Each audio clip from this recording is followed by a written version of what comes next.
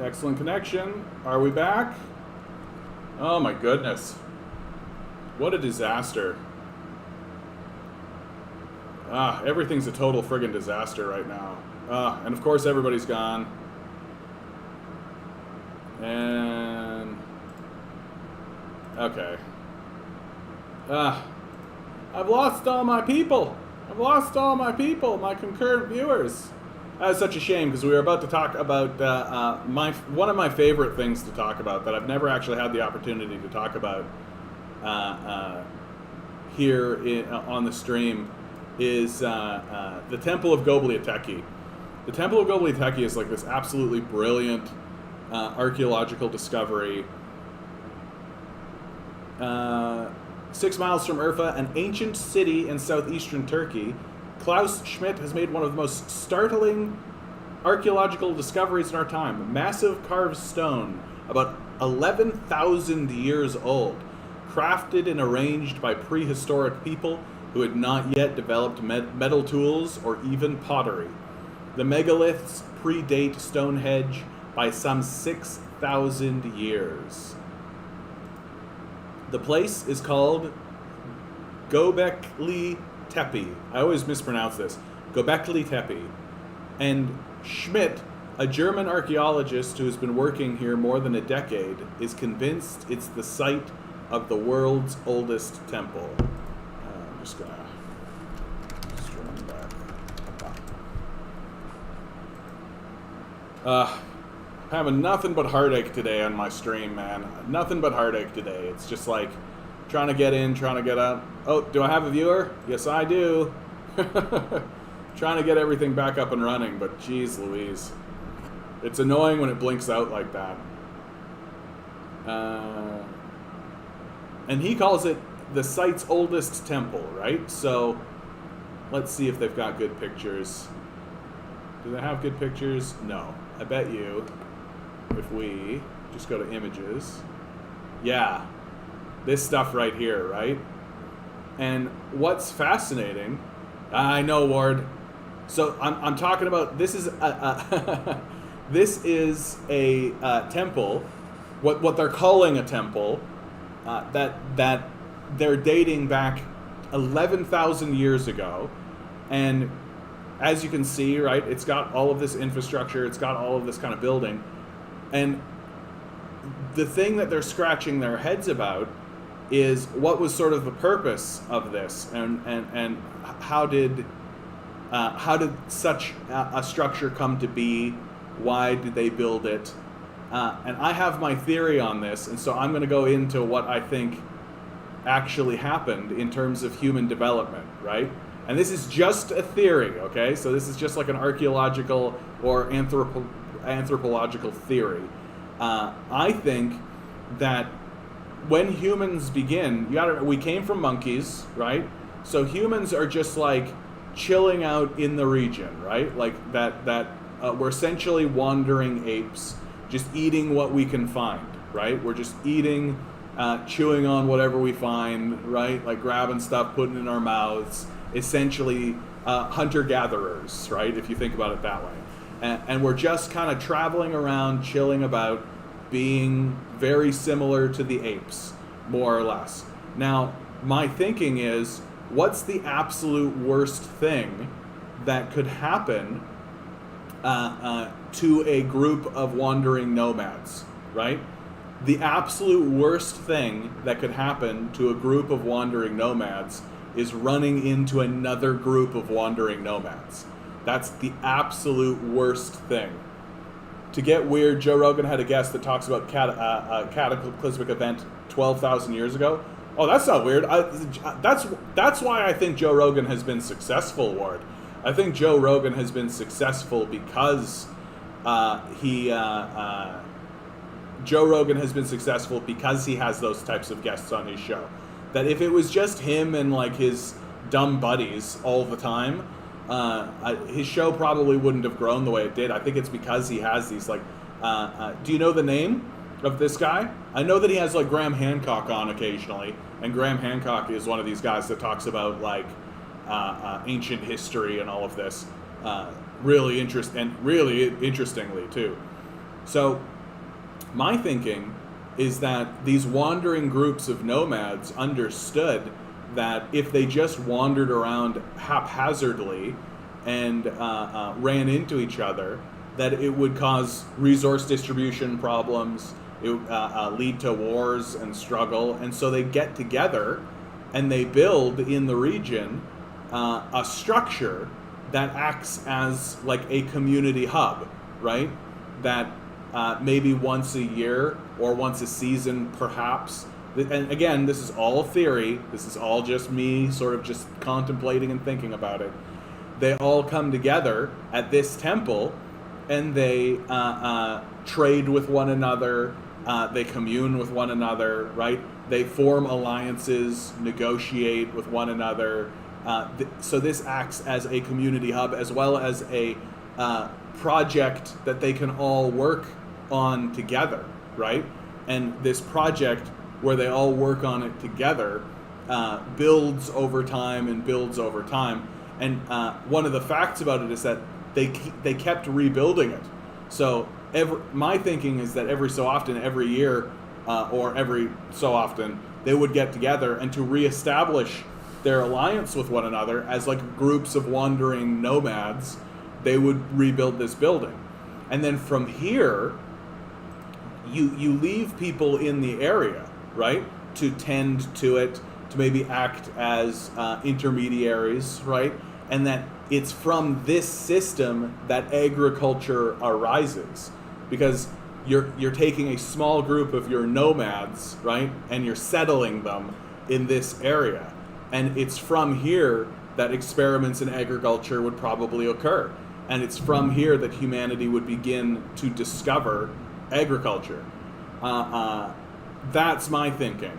I love this as an idea, and it's the oldest structure we have found on Earth thus far.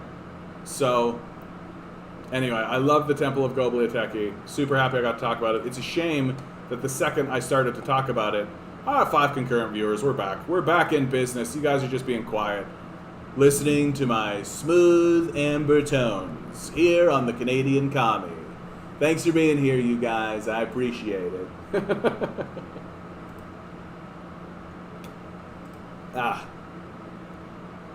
Man.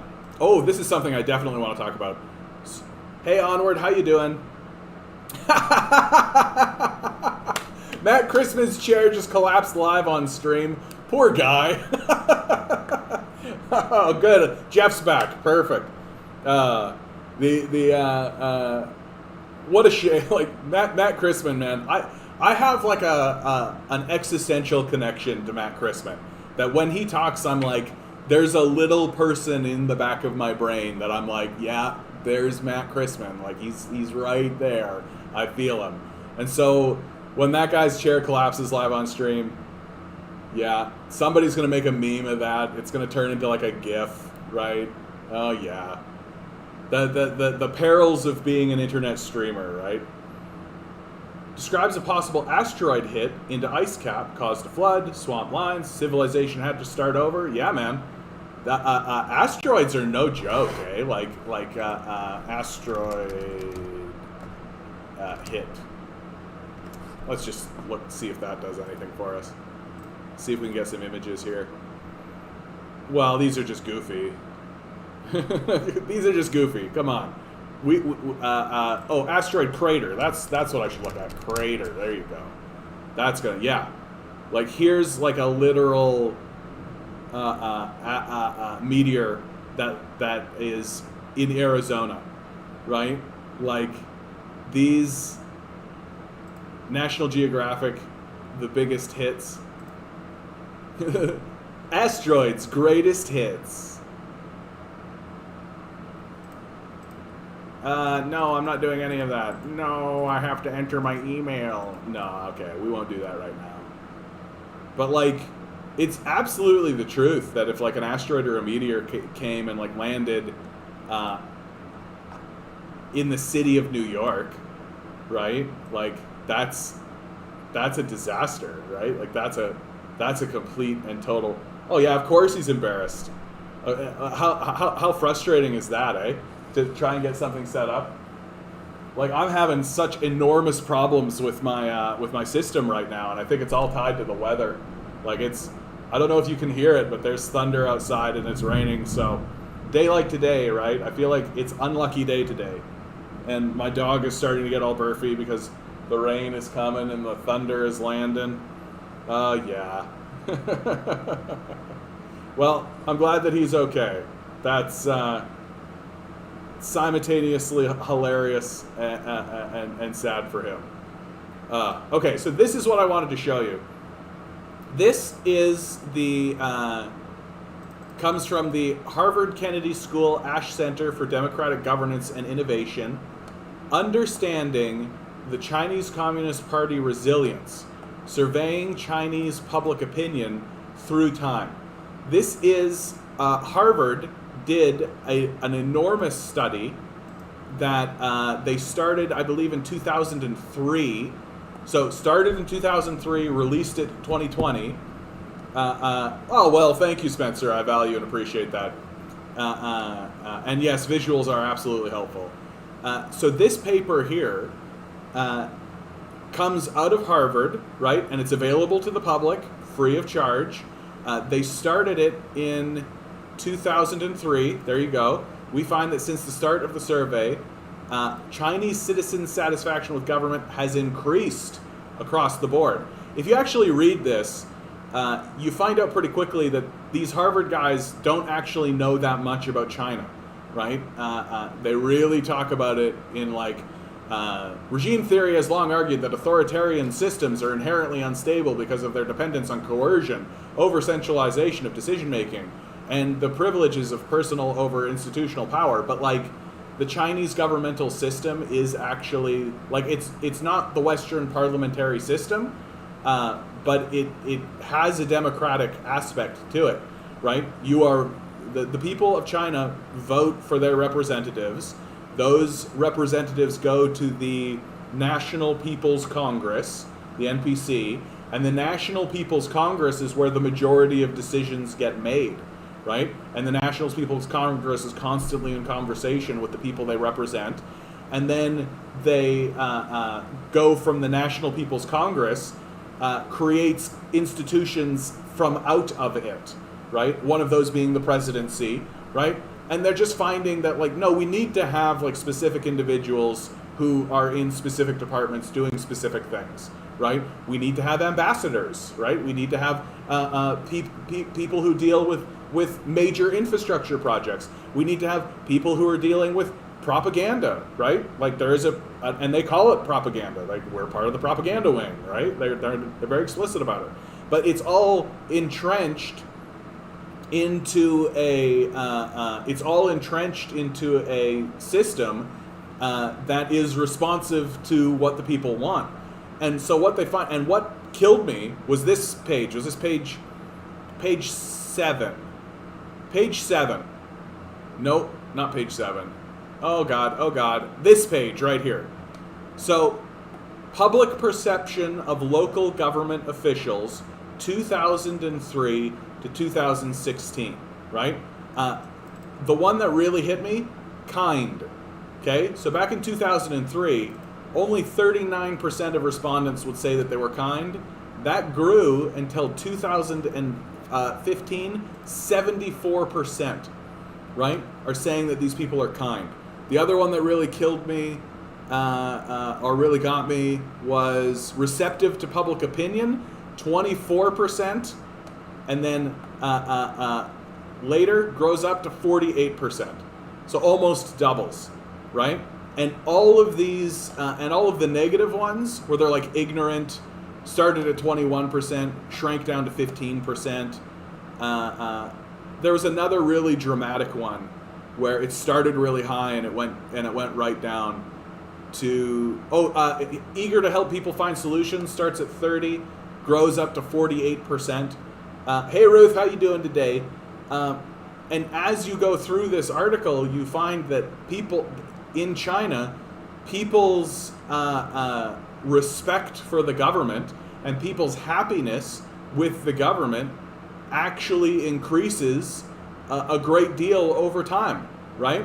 So like total unclean, right?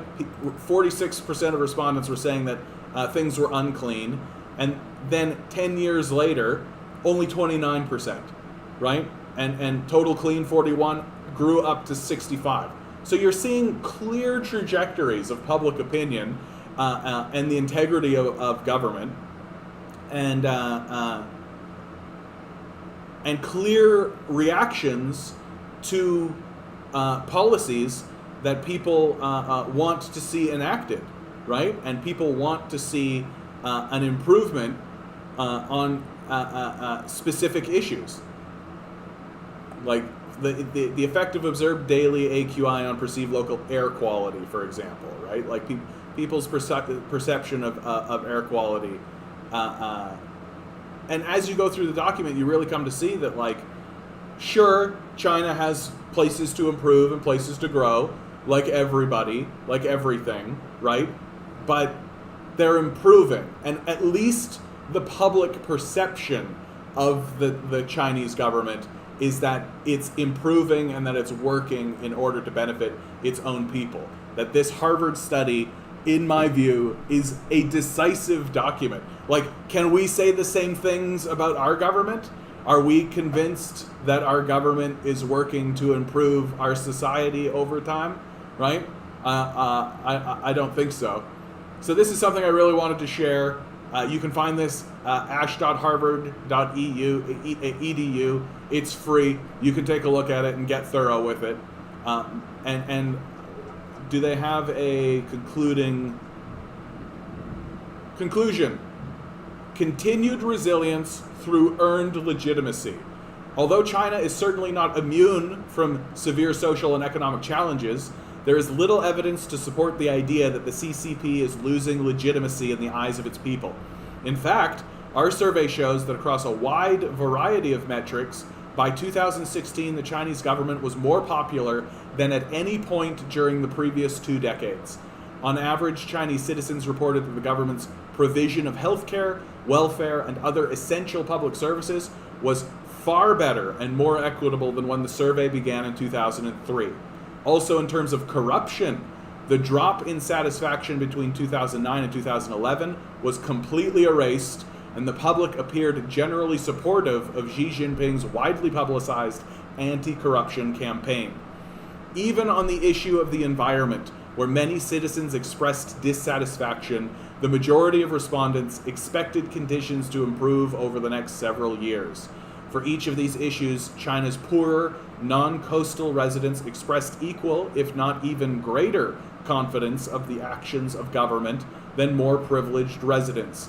As such, there was no real sign of burgeoning discontent among China's main demographic groups, casting doubt on the idea that the country was facing a crisis of political legitimacy.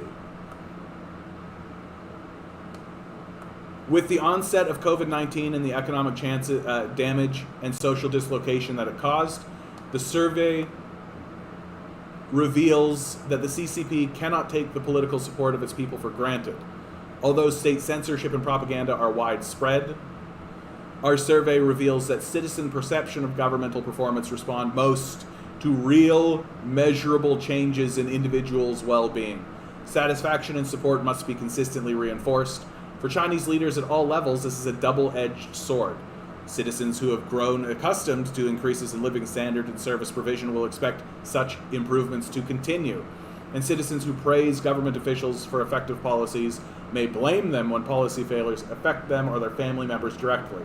While our survey reinforces the narrative of CCP resilience, our data also point to specific areas which citizen satisfaction could decline. In today's area, of course, it's still a Western document, right? You still got to end with like, yeah, but the Chinese will probably fail anyway, right? It's still a Western document. I don't know if I said hi to you, Ruth, so hi, how you doing? Good to see you. Really, really powerful document, really decisive document.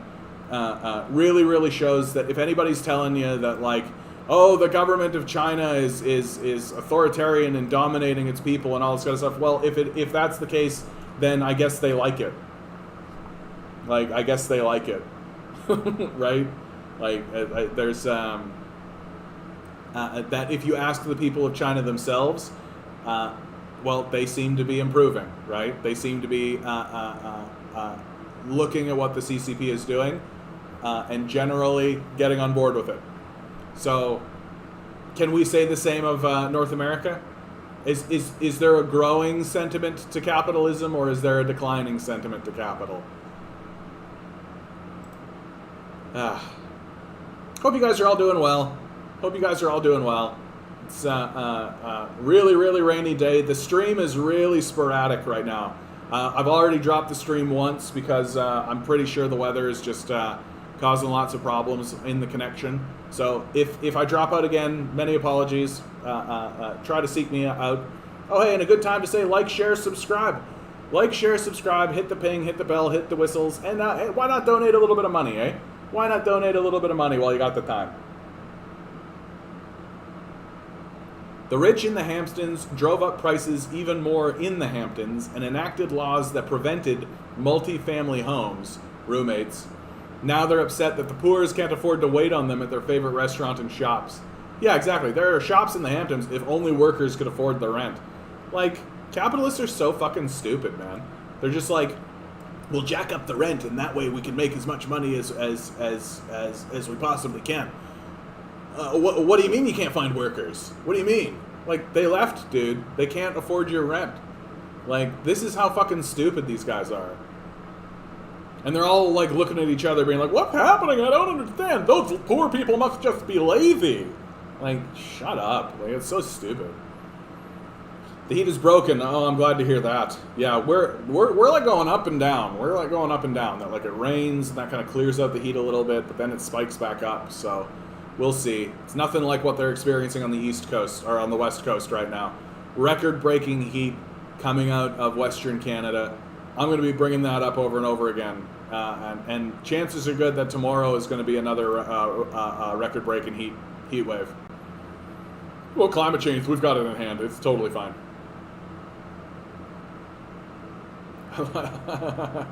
Jen Zedong really making fun of the New York Times.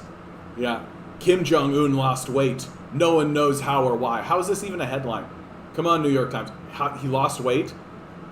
Eat less and exercise. Like, there's no fucking mystery. It rains here in the morning long enough to raise the humidity to 90%. Ugh, 90%, dude. I don't know how.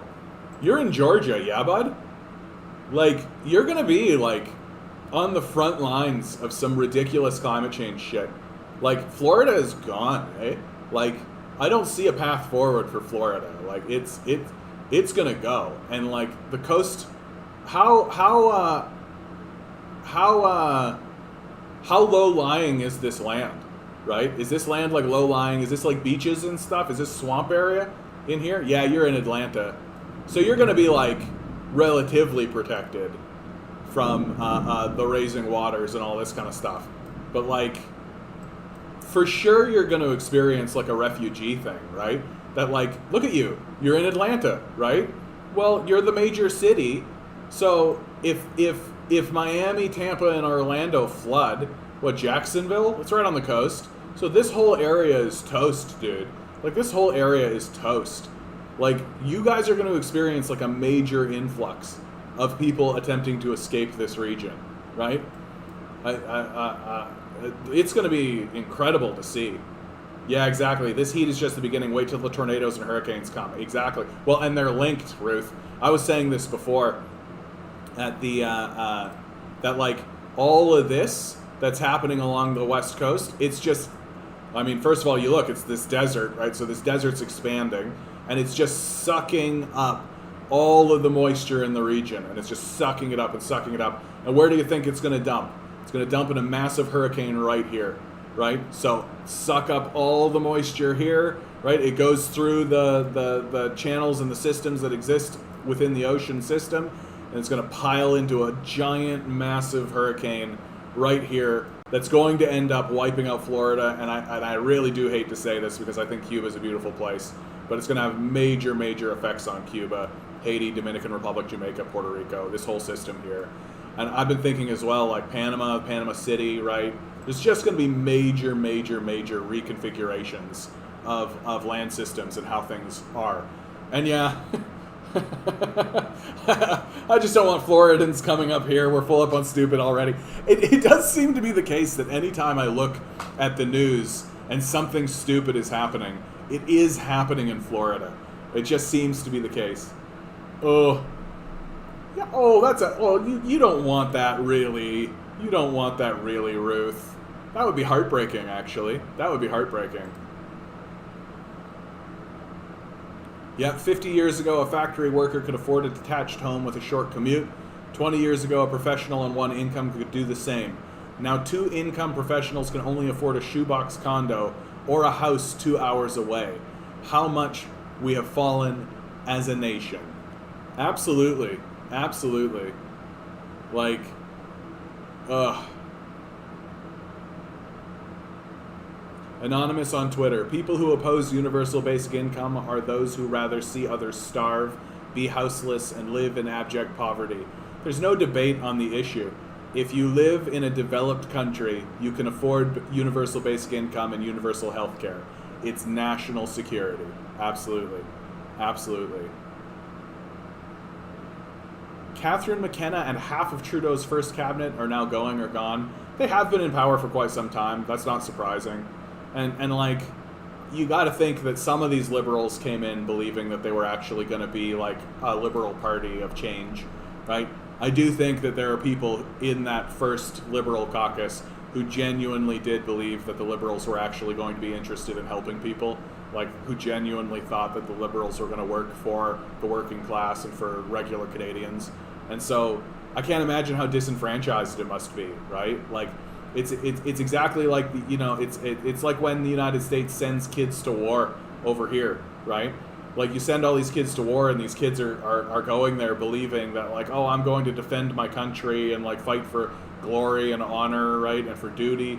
And in very short order, they find out that they're over there murdering people for psychopaths, basically. And so they come back, get abandoned by the state, the vets department, and so they commit suicide, right? That's a hard journey. And I feel like a similar journey probably happens to some of these Trudeau liberals, where they realize they're like, oh, we aren't actually in power to help anybody. We're not actually here to improve anybody's quality of life. We literally are here to continue enriching psychopaths. Like, that's got to be a tough realization. It's got to be tough to come to that point of recognition, right? Just Mar-a-Lago, I can dream, can't I? Why? What's the story, Ruth? Why the hate on for Mar-a-Lago? Is it like where all the rich people live? Is that what we're talking about? Be interesting to see if they simply reached their pension requirements. Interesting, Ward. That's even another step. Here I am trying to give them the benefit of the doubt and being like, oh yeah, once they realized that they weren't going to help anybody, their conscience probably. But you're just like, no, dude. These guys are psychos. They don't want to work. They reached their pension requirement. They bounced. Trump's home is there. Okay, Ruth. Let's go, Mar-a-Lago. Mar-a-Lago.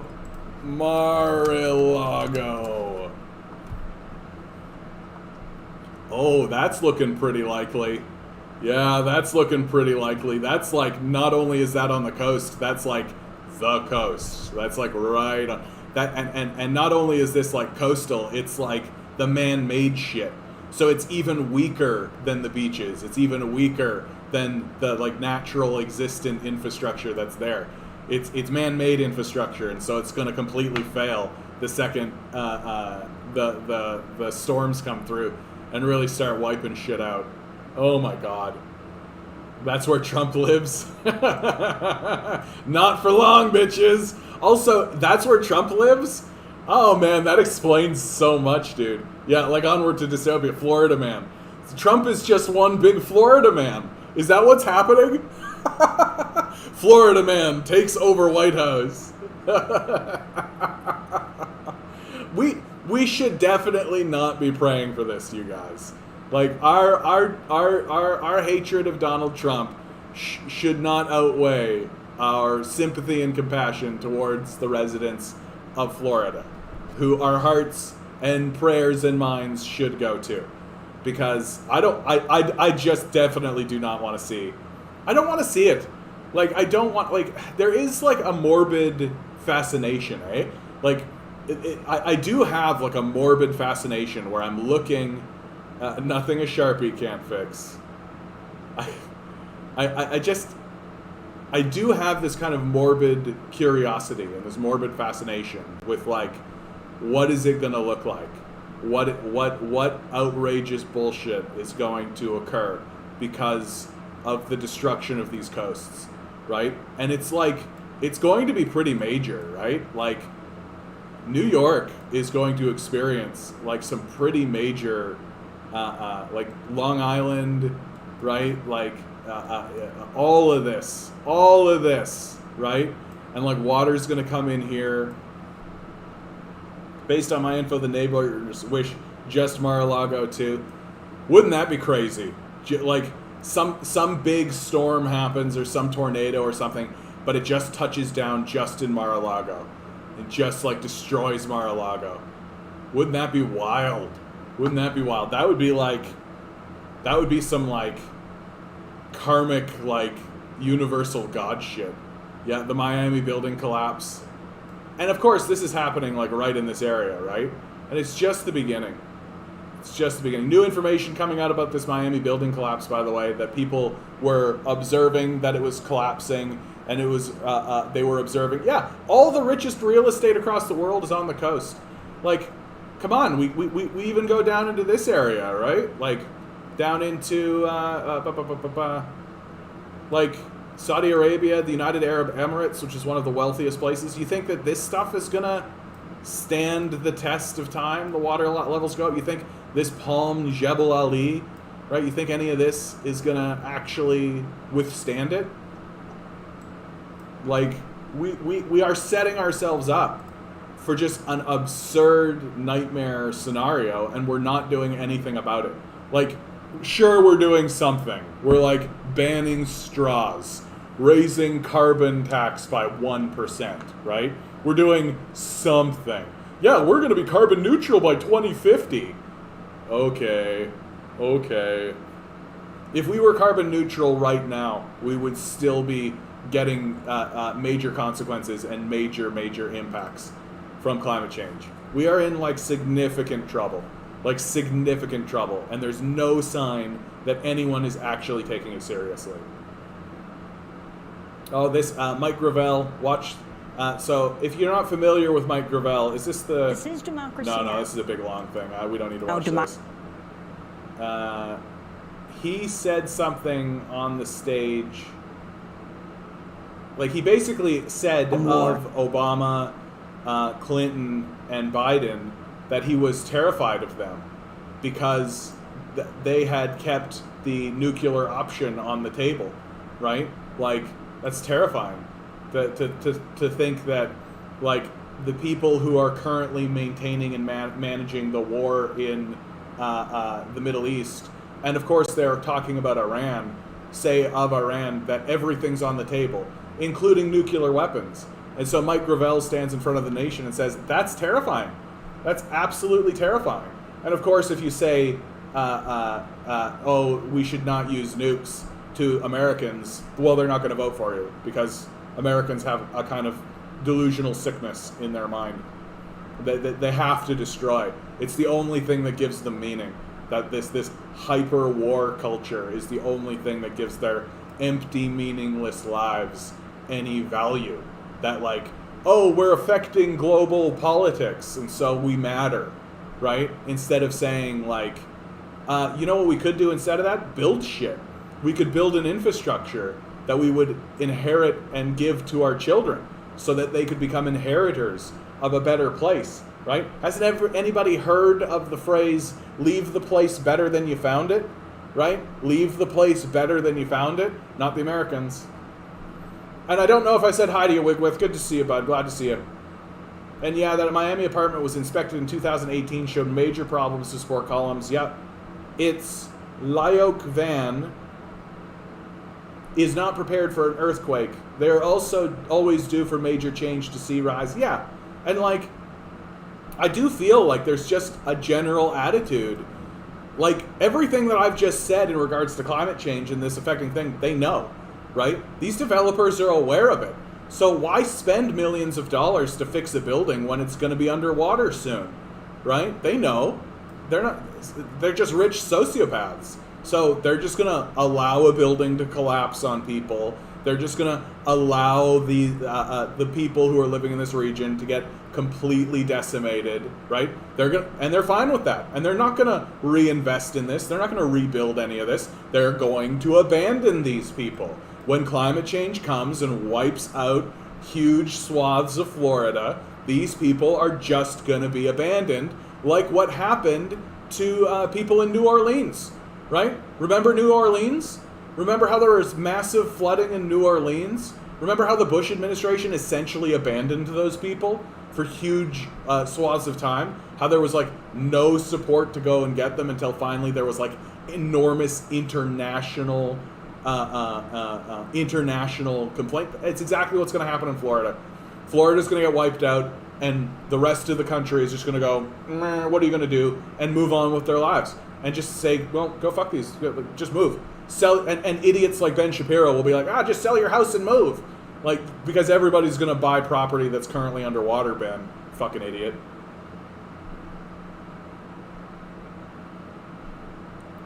Saw a story about a neighboring condos that have similar structural problems with picture of the... Yeah, they don't care. The bill for all our deregulation is coming due, yeah, and will continue to do so the rest of our lives. If you're rich enough, you can escape the worst of it, which is their plan, by the way. I was reading earlier, right? Like, their plan is to literally, how do I maintain authority over my... This is a billionaire. How do I maintain authority over my security forces after the event, right? Here, their solutions are using special combination locks on food supply, making guards wear disciplinary collars of some kind in return for survival. These people are fucking sociopaths, right? They don't give a fuck. They don't give a fuck that this place is going to get wiped out, and they're literally just going to go like, yeah, well, they should sell their houses and move, right? You and your problems can just be ignored, exactly. And if you're poor, you might as well not even be a citizen. Yeah. Insurance is the new income in these areas. Well, but you got to be careful with that, Ruth, because most insurance clauses have things for quote unquote acts of God, right? That and that's the phrasing. You can find it in most insurance clauses, quote unquote acts of God. What, you think a big hurricane and a climate change event isn't going to be argued to be one of these acts of God that, like, literally an enormous national scale wipe out Florida moment? These people are fucked. Every single person in this area is completely fucked already, right? And this idea that, just turn around and sell your house. Who the fuck is going to buy a house and move to Florida right now? Unless you got a nail in your brain. So, like, I guess 50, so huge sections of North America, I guess, have a nail in their fucking brain.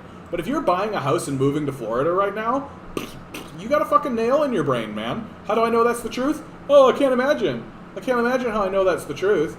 Like, Lytton, Canada is experiencing the highest heat it's ever experienced, and it broke yesterday's record. 47.9 degrees Celsius up here, north of the border, right? North of the border of the United States. And all of that moisture is going to get sucked up, and it's going to turn around, it's going to dump right into a hurricane right in Florida and sink that place. The water's going to go out.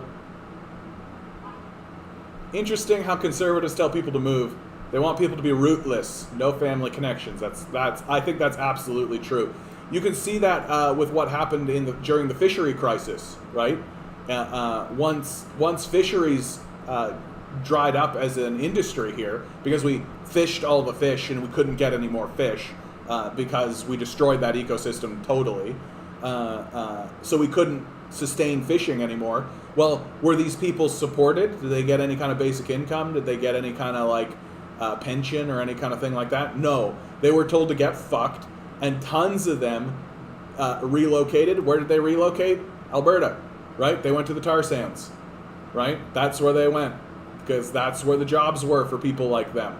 And they relocated there, and now they're getting fucked again, because the tar sands are no longer economically viable. So what are these people going to do? Oh, they're going to be told to get fucked. That's what's going to happen. They're just going to get told to be fucked.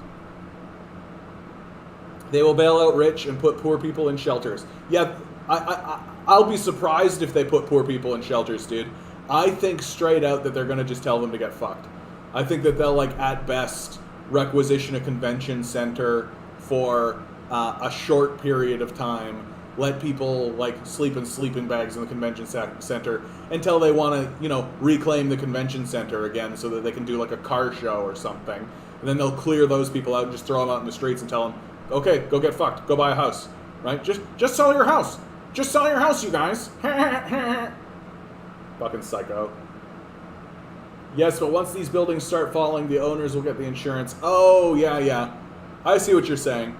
That, like, it's, that they'll have a better insurance policy, and, like, it'll be like the owners of these buildings. The people will die.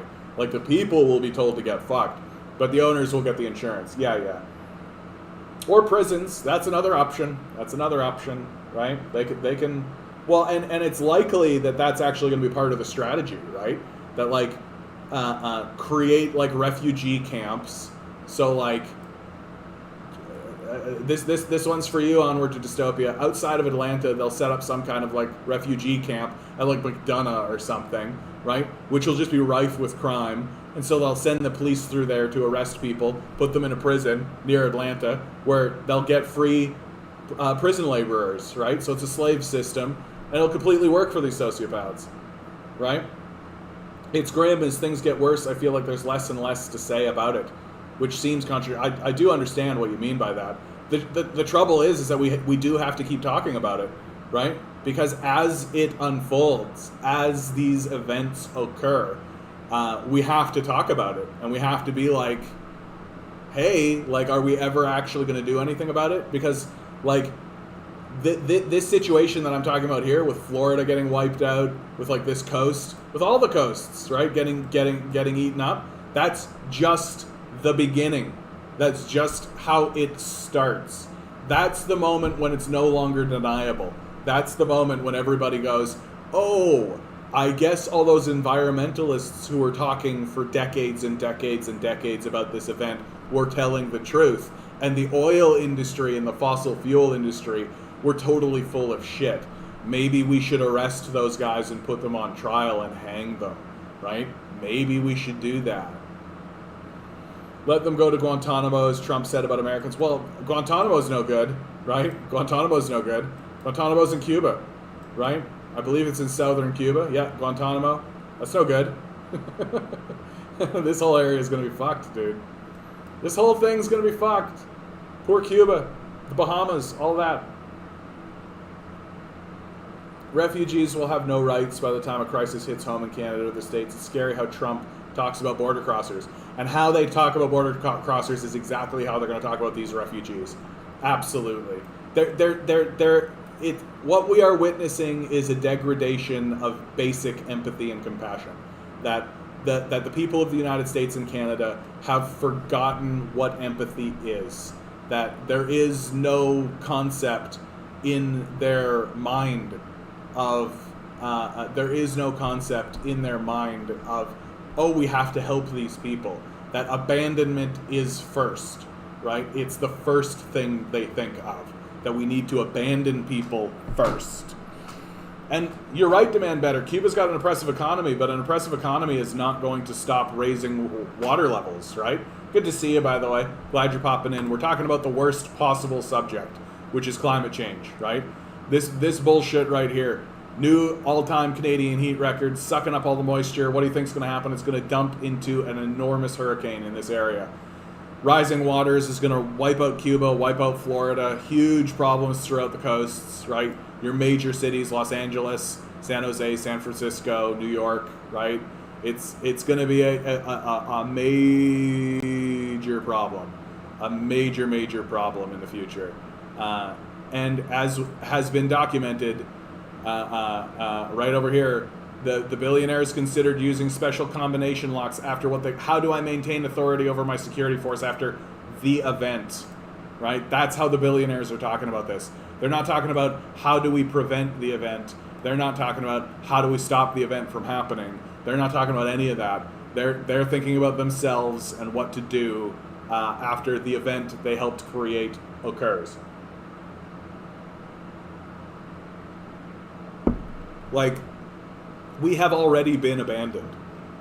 I think that's something that we really need to come to terms with when it comes to discussing these billionaires. We already have been abandoned.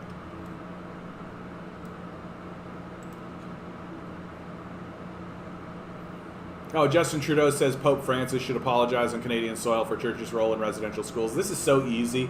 Like, literally, he doesn't have to do anything, right? He stands up and he says, the Pope should come here and apologize. And that's it. Like, read from a cue card, right? Like, talk about the laziest possible deflection. How about launching a whole investigation, right? How about launching an investigation on the government articles and the government statements and the government internal memos? How about actually set somebody to the task of actually discovering what happened, right? But he can't do that because his father was overseeing it. I did... somebody actually made a really interesting argument to me, which is that it was during Pierre Elliott Trudeau's time that these residential schools declined sharply, right? And so while I'm looking at Pierre Elliott Trudeau and being like, I think his son doesn't want to launch an investigation against his own father, it could be argued that Pierre Elliott Trudeau was a major force behind the closing of a lot of these residential schools, because they declined sharply. They went down very quickly over that tenure. But at the same time, are we going to find documents where he's like, oh, we need to take these away from the churches and just secularize them, right? We need to get these kids into secular foster care instead of involving the church in this any longer, right? Is that what we're going to find? We'll find that Pierre Elliott Trudeau wasn't doing this altruistically. Simply, he thought that the genocide could be done more effectively, right? Is that what we're going to find? We'll see. Well, that's just it. No, we won't, right? Because Justin Trudeau is busy saying Pope Francis should apologize on Canadian soil while not launching an investigation into his own father. Jasper had a record high, and a few other places. Edmonton might be setting their record high today, if not tomorrow or Thursday. Yeah, and it's just going to keep. We're just going to keep breaking the records, man. It's going to be record-breaking heat, record-breaking heat, record-breaking heat. We need to invest in seawalls overseas, such as in Bangladesh, where millions of people live on lowlands that could be protect forced migration. We're not going to build any of that infrastructure. We're not going to build any of that infrastructure. America isn't even building infrastructure. They're not building anything. They're literally you take a look at Joe Biden's infrastructure bill, and it literally is a handout to wealthy billionaires so that they can maintain the infrastructure they already have, right? So take Texas.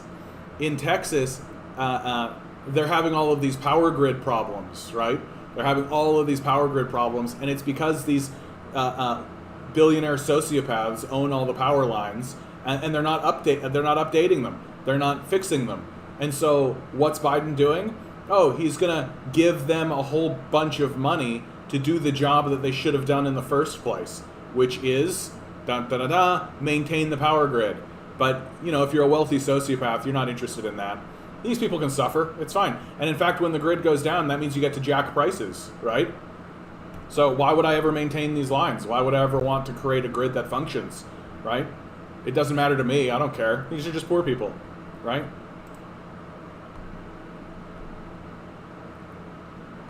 Yesterday, retired Massachusetts State Trooper David Green and Air Force Staff Sergeant Ramona Cooper were murdered in Winthrop by a man who drew swastikas and hand-wrote messages about whites being superior and apex predators. Wild. Wild. That's terrorism. That's terrorism, right? If you're drawing swastikas and murdering people, you're a fucking Nazi. And as we all know, Nazis have no rights. Yeah, we don't fix things anymore. We just manage the misery. That's a great line, dude. Manage the misery. Like, what a great slogan. Joe Biden, manage the misery. Then as life gets worse and people fall out of the middle class, we just ignore them. There is no such thing as this middle class. There is no middle class anymore. That doesn't exist, right? There's no, like, there literally is only wage slave workers and billionaires. And just because some of the wage slave workers have, like, a nice car, right, doesn't fucking mean a thing. Doesn't fucking mean a thing. There is no middle class. It doesn't exist. Republicans stonewalled the important key parts of the infrastructure bill already and made sure it will do far less than originally planned, but at least pay off the wealthy a bit more. And we all know what's going to happen. Come on, guys. We all know what's going to happen with that infrastructure bill. The wealthy are going to take the money that's intended for them to fix up the infrastructure, and they're going to put it in the offshore accounts.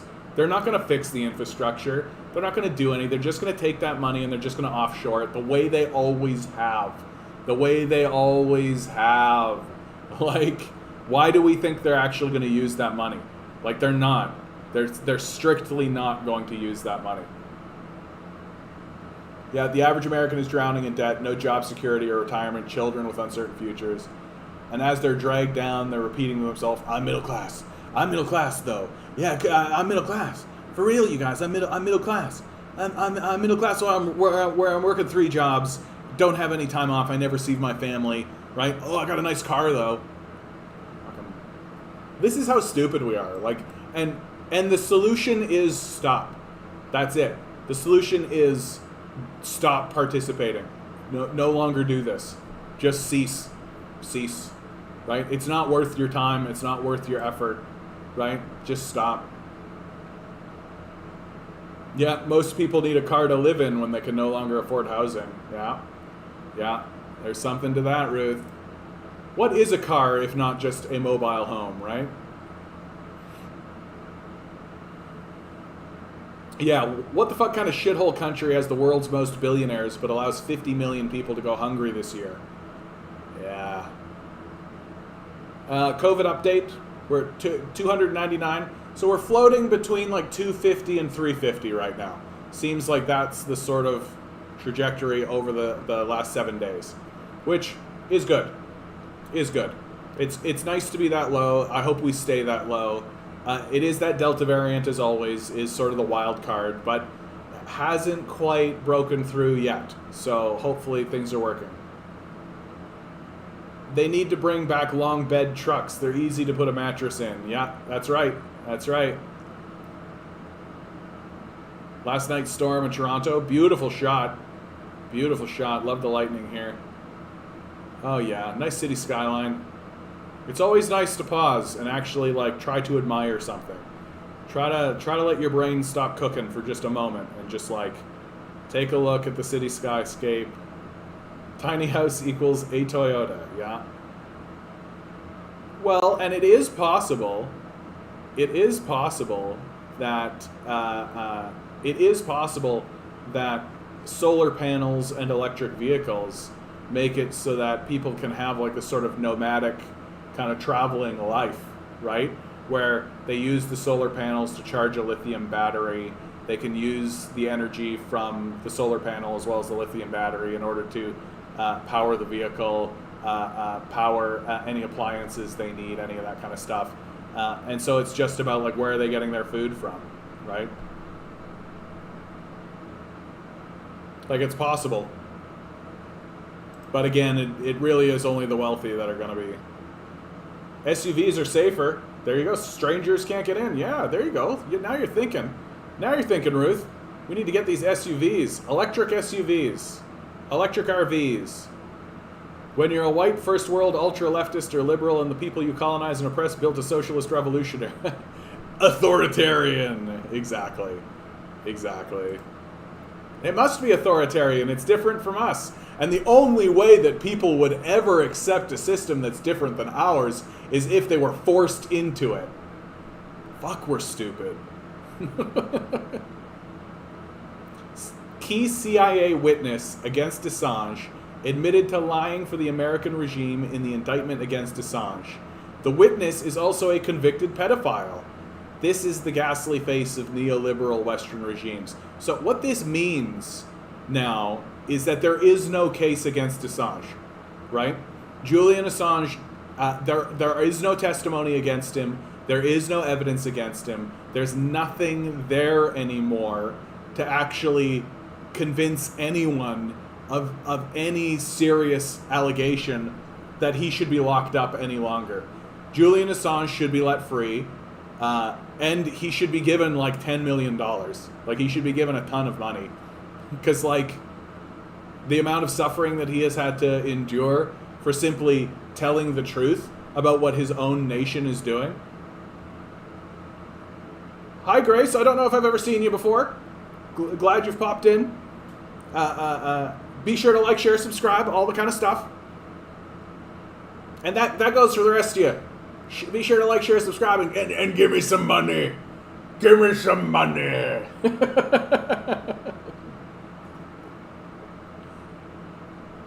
Secret camera that caught man Hancock's kiss with aide Gina blah blah blah is Chinese made. Who cares?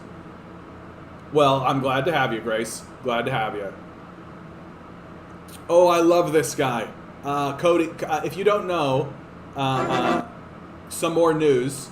Cody Johnson, brilliant. I think he comes out with something once a week or once every couple of weeks.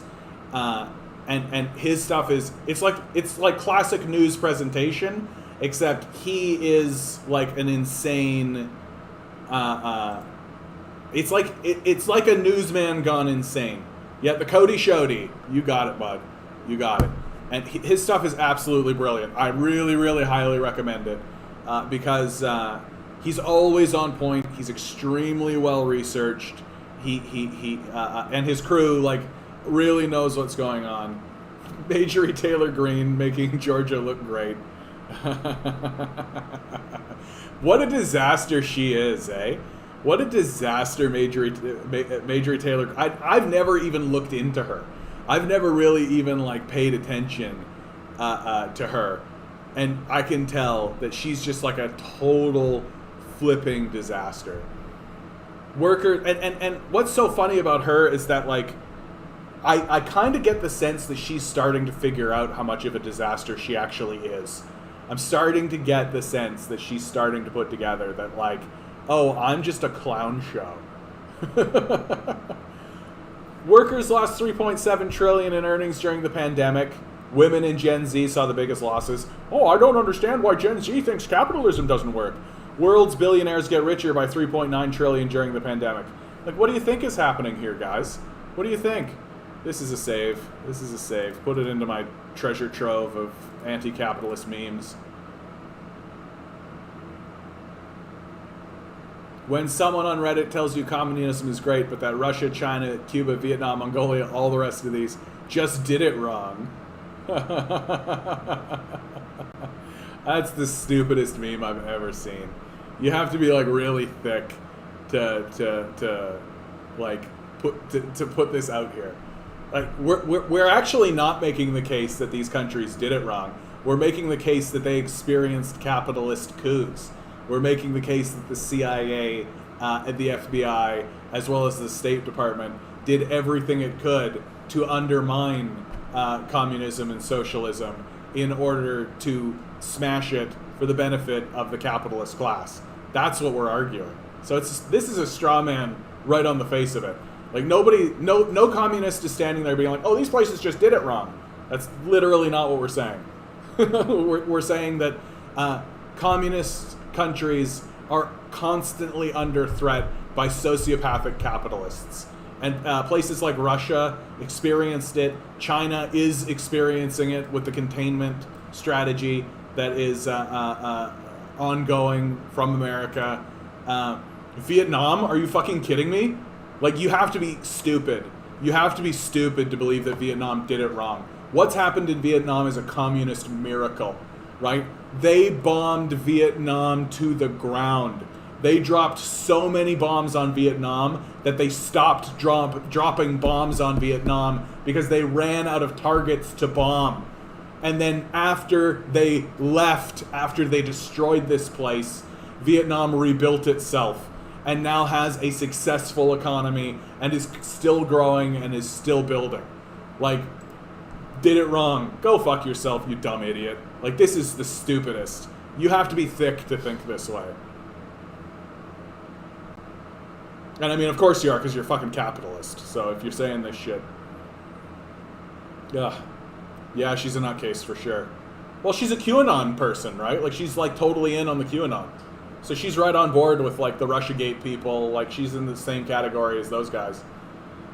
Think about all that trickle down gonna hit any day now. Yeah, right. Yeah, waiting for your check. Exactly. Yeah, all that trickle down coming our way. Abso-fucking-lutely. It's gonna trickle down right all over our face, right? Oh yeah. Right. Aliens, tell us about humans. Me getting ready to snitch on the English. Somebody pointed out recently that all of the UFO reports that are coming out of the world are really happening mainly around the United States. That it's the United States are the ones that are seeing all of these UFOs and everything. And I mean, that sort of supports the idea that it is just like a CIA PSYOP propaganda campaign. But also it does make sense if there are aliens, because I'm looking at the rest of the world as an alien and just being like, not really a threat, right? Not really a threat, not really a threat. Certainly not a threat. These guys are destroyed completely.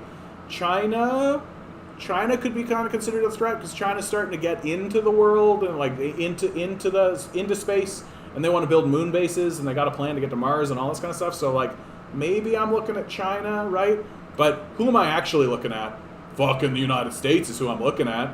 I'm looking at the United States and wondering like, if these guys start to build moon bases and stuff like this and start to join the international community, are they just going to shoot at us? Are they just going to bomb us? Are they just going to try to use their force in order to dominate and destroy us? Well, let's wag our dicks in front of them and see what they do. I think that's what these aliens are doing. If it was real, like if it's real, that's the only logic that makes sense to me. That the aliens are standing in front of the United States, being like, "Shoot us! What do you think? You gonna shoot us? What do you think?" Right? Because they're certainly the largest threat, without a doubt.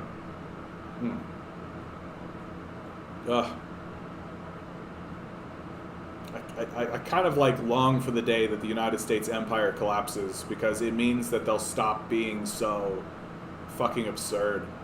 Like, just stop destroying everything. Like, why constantly destroying everything you touch? Like, why? Canada First exposed. Months inside one of Canada's biggest, youngest, and newest white supremacist chat rooms. Oh, that's interesting. Oh, that's an interesting article. I might do a video on this article, actually. Because CSIS actually came out with a document. I think it was CSIS. Anyway, they came out with a document saying that Canada is like a white supremacist haven. That we are number one when it comes to online white supremacist and hate speech. Number one. We're ahead of the United States. Like, that's pretty brutal, right? Russell appointed himself as leader as Canada First. Oy vey. For months, the Canadian Anti-Hate Network has been monitoring conversations in the Canada First Discord service, and the results of the investigation provide damning insights into the group's plan of infiltrating Canadian politics to create a white ethno-state in Canada. Upon their arrival into Canada First Discord servers, new members are limited to a channel named Roxham Road, in reference to a crossing point for asylum seekers into Canada. From this point, they are vetted by Russell, who assesses whether the applicant's opinions match his before letting him into the server's main channel, dubbed the Sloan Zone. If you don't know what this is in reference to, they're just the main chat room named after Derek Sloan, an independent member of Parliament who's removed from the Conservative caucus after making a remark about the Chief Public Health Officer, Dr. Theresa Tam, that was characterized as racist by many, including his Conservative colleagues, and anti-vaccination rants. To remain in the Sloan Zone, you have to follow the number of rules, no explicit calls for violence, Fed posting, no overt white supremacy, wignats, no sharing of personal information, doxing, no posting embarrassing content, cringe, and above all, no criticism of Russell or Fuentes. Of all these rules, the last one is truly enforced, as chat members who offer even constructive criticism to Russell are swiftly bullied and banned for counter-signaling. Because he's a fucking Nazi, right? Like, you can't criticize Nazis, right? Because it's easy to criticize Nazis. They're babies that never grew up who think that they can enforce their idiotic worldview through violence and domination, right? They invalidate themselves. They're not something to be paid attention to, except as a deep threat, right? And the idea that we should let these guys, our free speech and all that. You don't have fucking rights. You're fucking Nazis. Get the fuck out of here, right? Real straightforward. Real straightforward. Oh my God. This is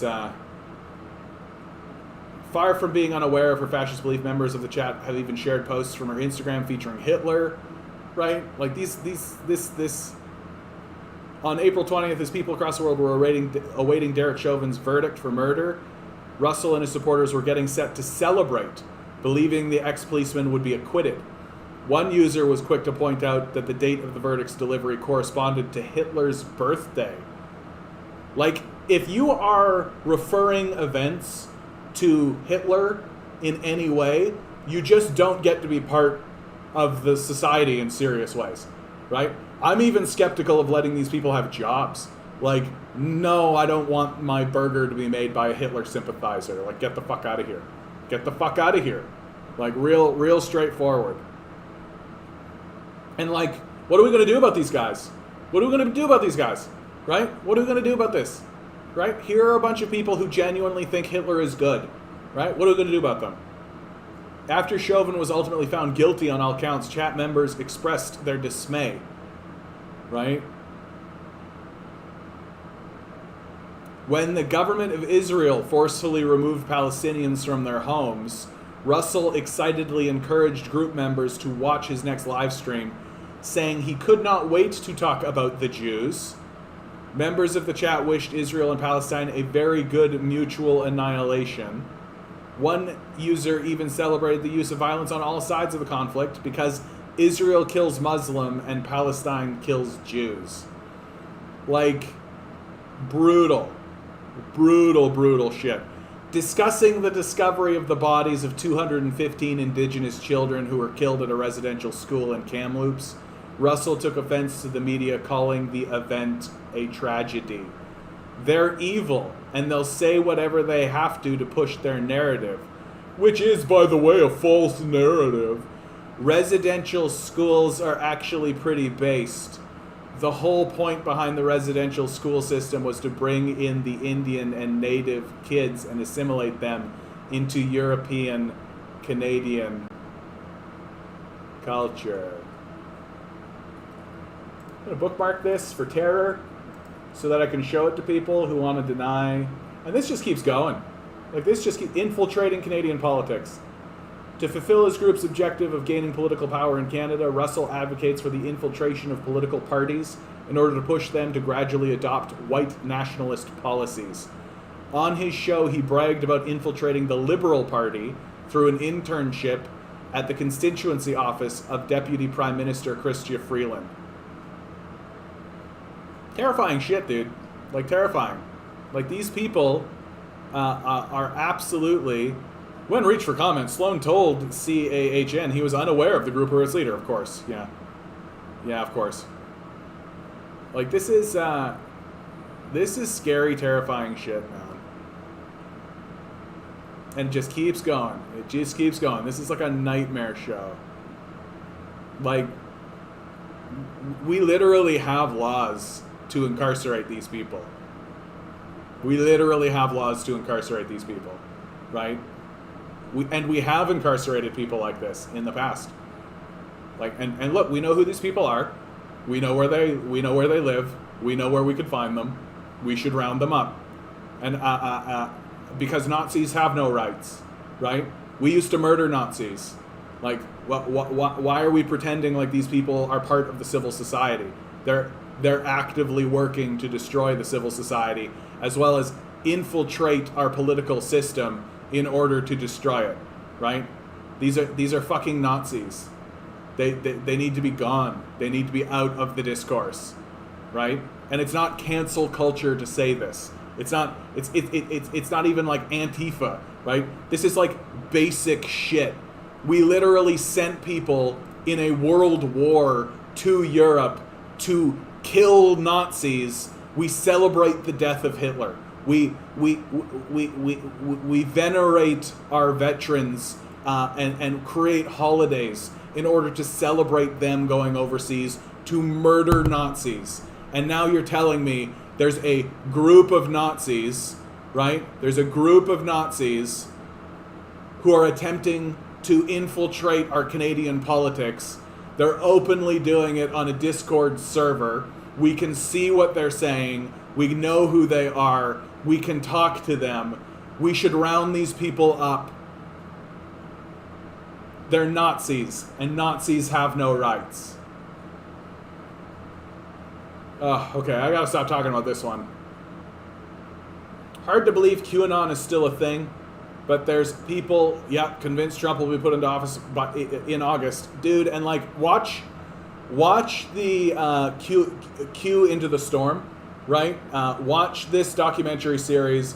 Q Into the Storm is by a fellow who went to these Republican rallies and saw people wearing these Qs and talking about QAnon very, very early, and got like embedded in the QAnon movement right from the inception, and then follows it through until the January 6th mob attack, and the thing that you'll realize very quickly is that lots of the people who are in this QAnon movement, lots of these people are, I want to be nice when I say this, like, lots of these people are simple. Like, I'm not trying to say that to denigrate them or insult them or push them aside. A lot of these people are simple and, like, literally are just grabbing a hold of any narrative that makes any kind of sense, right? Because their entire worldview has been blown up because they've been abandoned, right? That they thought that they were living in a society. They thought that they were living in a society where everybody took care of each other, and that the American way was about growth and prosperity and coming together and community and all of this. And now they've been abandoned, and they see that they're ruled by pedophiles, because they are, and they're trying desperately to make any kind of sense from it. And so someone is creating any kind of counter narrative because they don't trust the mainstream anymore, right? Because even simple people understand that they can't trust these guys anymore, right? But because they're simple, they're grabbing a hold of any counter narrative that's coming their way, right? And now they're so deep into it because they've been doing it for years and they've created a community of it, right? A place where they feel like they're connected and they feel like they're onto something because they know that they're building the narrative itself, that the mainstream media is lying to them, and they know this, and so they're forced to sort of build their own narrative, and they're just going to keep doing that, right? They're just going to keep doing that because they're too deep now. They're too deep now, right? They're not going to go away, and in fact, they might actually continue to build power. So, like a con man grifter like Donald Trump understands the power of QAnon. He understands, like, here's a group of people I can galvanize to come and vote for me, right? He knows. And he can galvanize them and get them to move for his benefit by doing very little. He doesn't need to really do anything. That's the sadness of it. He literally can just, like, say one of their slogans, right? And they'll be like, oh, Donald Trump said our slogan, oh my God! And they'll go vote for him.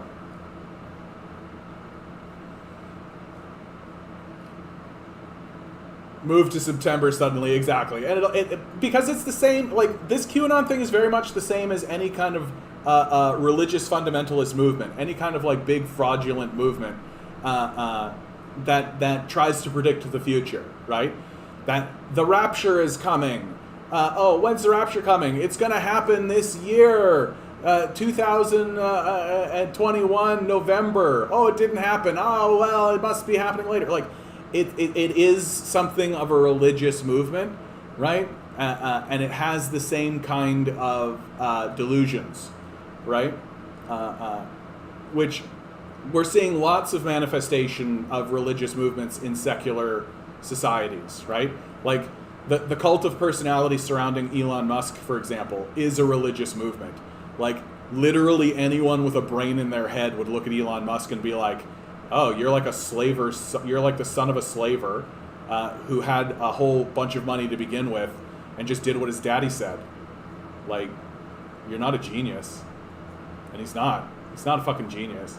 But like there's this incredible cult that's been built around him where they're like, Elon's going to Mars and that'll somehow save humanity. Like, it's the same as the rapture.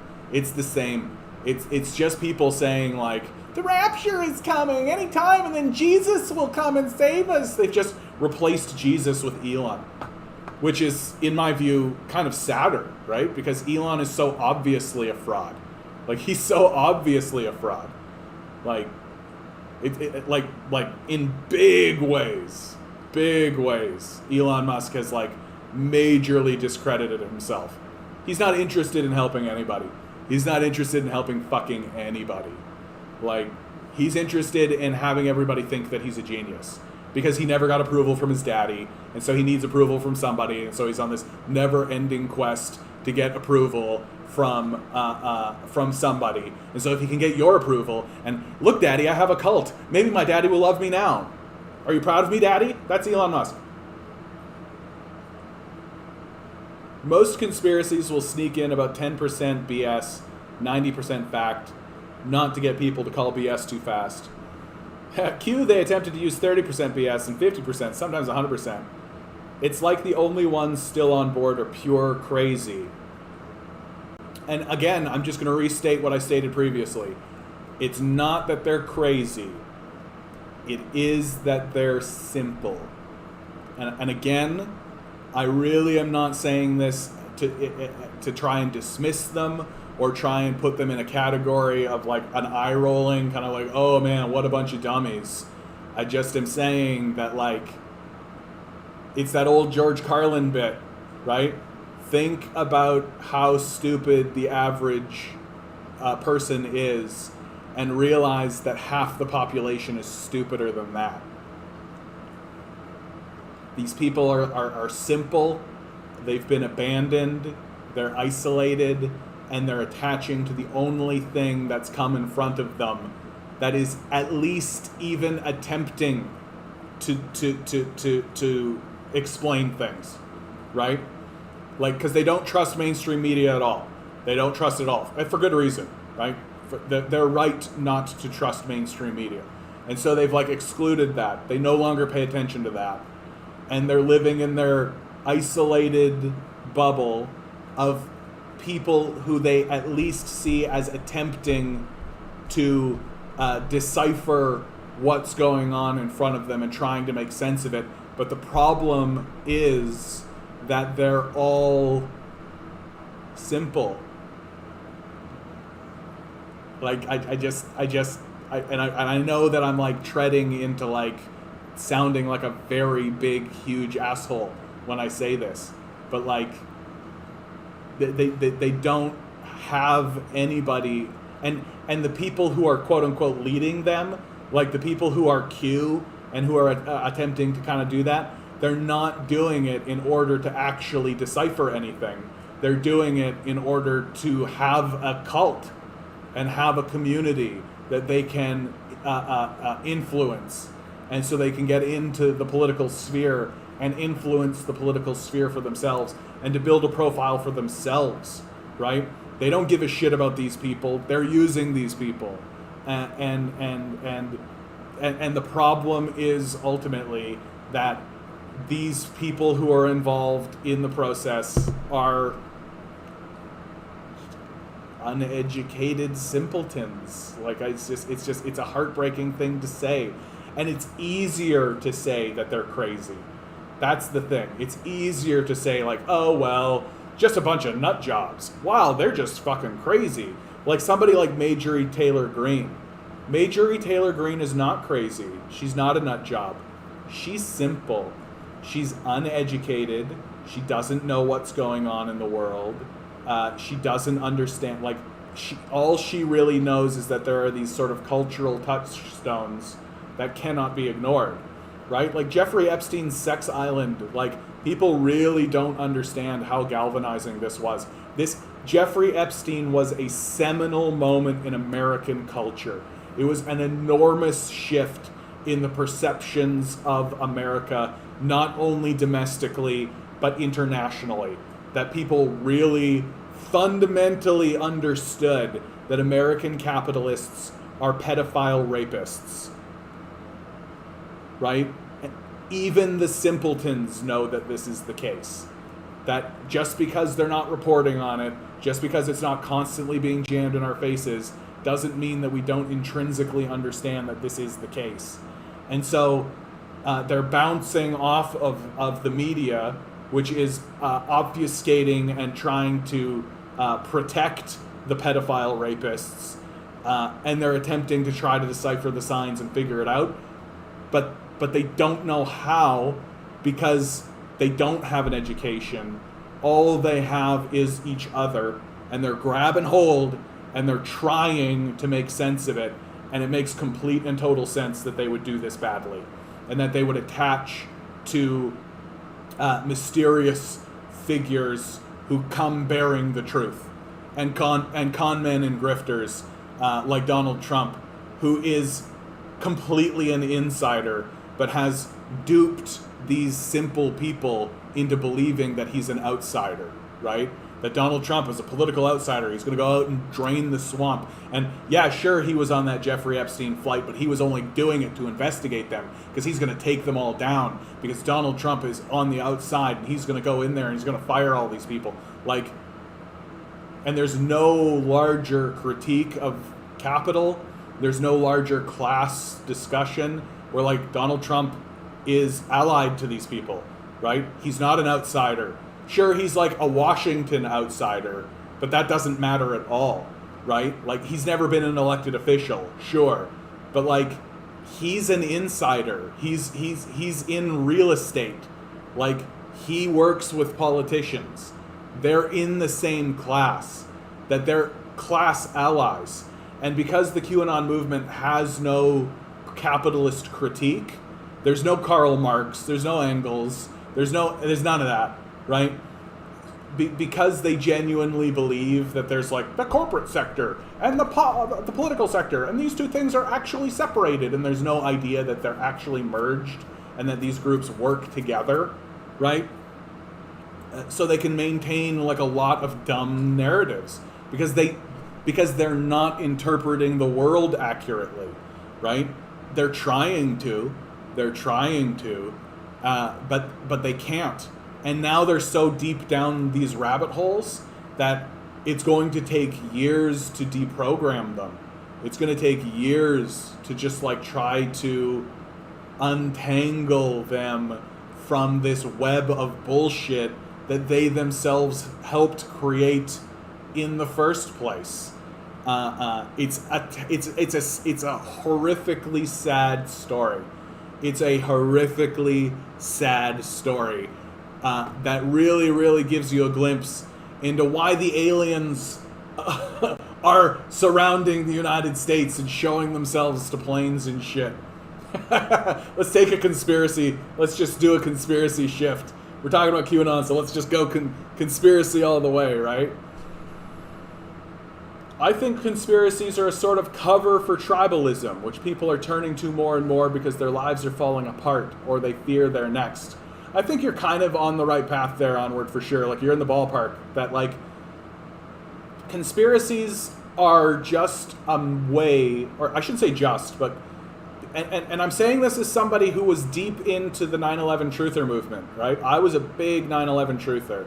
And I love conspiracies. I love talking about, like, the moon landing, all that kind of shit. I love it. I love it. I will talk about that stuff all day long, to my own detriment. And the thing about conspiracy theories or conspiracies, if you prefer, is that they are an attempt to make sense of a situation that does not make sense, right? That you are being presented with a series of facts or a series of events that are logically incoherent, and you know they're logically incoherent. And when you're presented with that kind of logical incoherence, people attempt to make sense of it and then form communities around this endeavor of making sense of it, which is why it's so dangerous what the CIA is doing to the West. Like this, creating a false culture, creating a culture that's built on lies, is going to be incredibly damaging, and has already been incredibly damaging to the credibility of Western civilization and the credibility of the United States. That the United States allies within the G7, they do not trust the United States anymore. Because one of the things that the United States did have going for it was that even though, sure, it was going over here and was bombing shit, and even though it was doing all that kind of stuff, it was stable, right? It's a fucking miracle that these states have stayed together. It's a fucking miracle that these states have managed to actually work things out amongst themselves and have been stable for any amount of time whatsoever. It's a goddamn fucking miracle. And most of the rest of the world is looking at Donald Trump, and they know that Trump has gone away for now, but now they're sitting there going like, oh yeah, we expect that he'll be back. And they know it. And so they're not interested in building inroads with the United States. That the United States is something that we have to tolerate. That's our relationship to the United States right now. That's Canada's relationship to the United States. That's Europe's relationship to the United States. That's everybody's relationship to the United States. Is that the United States is just something that we have to put up with. But I'm not gonna fucking tie my wagon to that star. That'd be crazy. And like a lot of Qs are going into government now, yeah, because they're trying to make sense of it and they're trying to find the path forward. And yeah, they're a bunch of like gun-wielding nut jobs, right? Because again, they're simple. A lot of boomers retired with a lot of free time and the internet has gotten too easy to use. Grandma would have needed to know HTML code to spread conspiracies in 2000. Internet 2.0 made it easy. Yeah, you are kind of onto something with that. Headline, how climate change loads the dice for heat waves. This week's sizzling temperatures may herald a climate reality that scientists thought was still decades in the future. We should be rounding up like Exxon Mobil execs. We should have a Hague. We should have a Hague. We should have a big, long prosecution of the gas and oil sector. And we should try people for these crimes that they've committed on us. Like this is a fucking crime. This is a crime against humanity. This is a crime against nature itself. We should round up these oil executives. We should incarcerate them. And I think if you disagree with that, there's something wrong with your brain. People were getting too close to the truth. Q is a CIA spook. They used a lot of truth about pedophilia and the upper class having a different set of rules. Q was created to get them off the trail. I've heard this before, and I'm open to it. But it does have a kind of like CIA. It does have a kind of conspiracy theory. So it's like a conspiracy theory within the conspiracy theory, right? All right, I'm gonna give me 1 moment, 1 minute. Chair stream.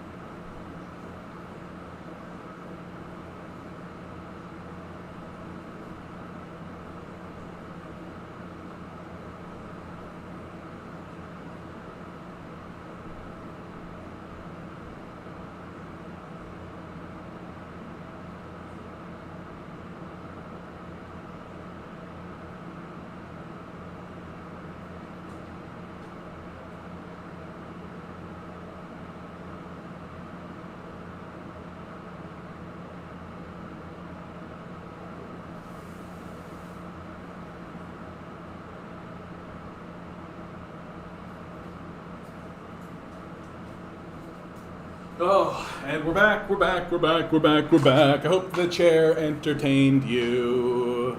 I do know that the CIA is pretty deeply embedded into CIA. I read a Medium article, alt-right. I do know that the CIA is pretty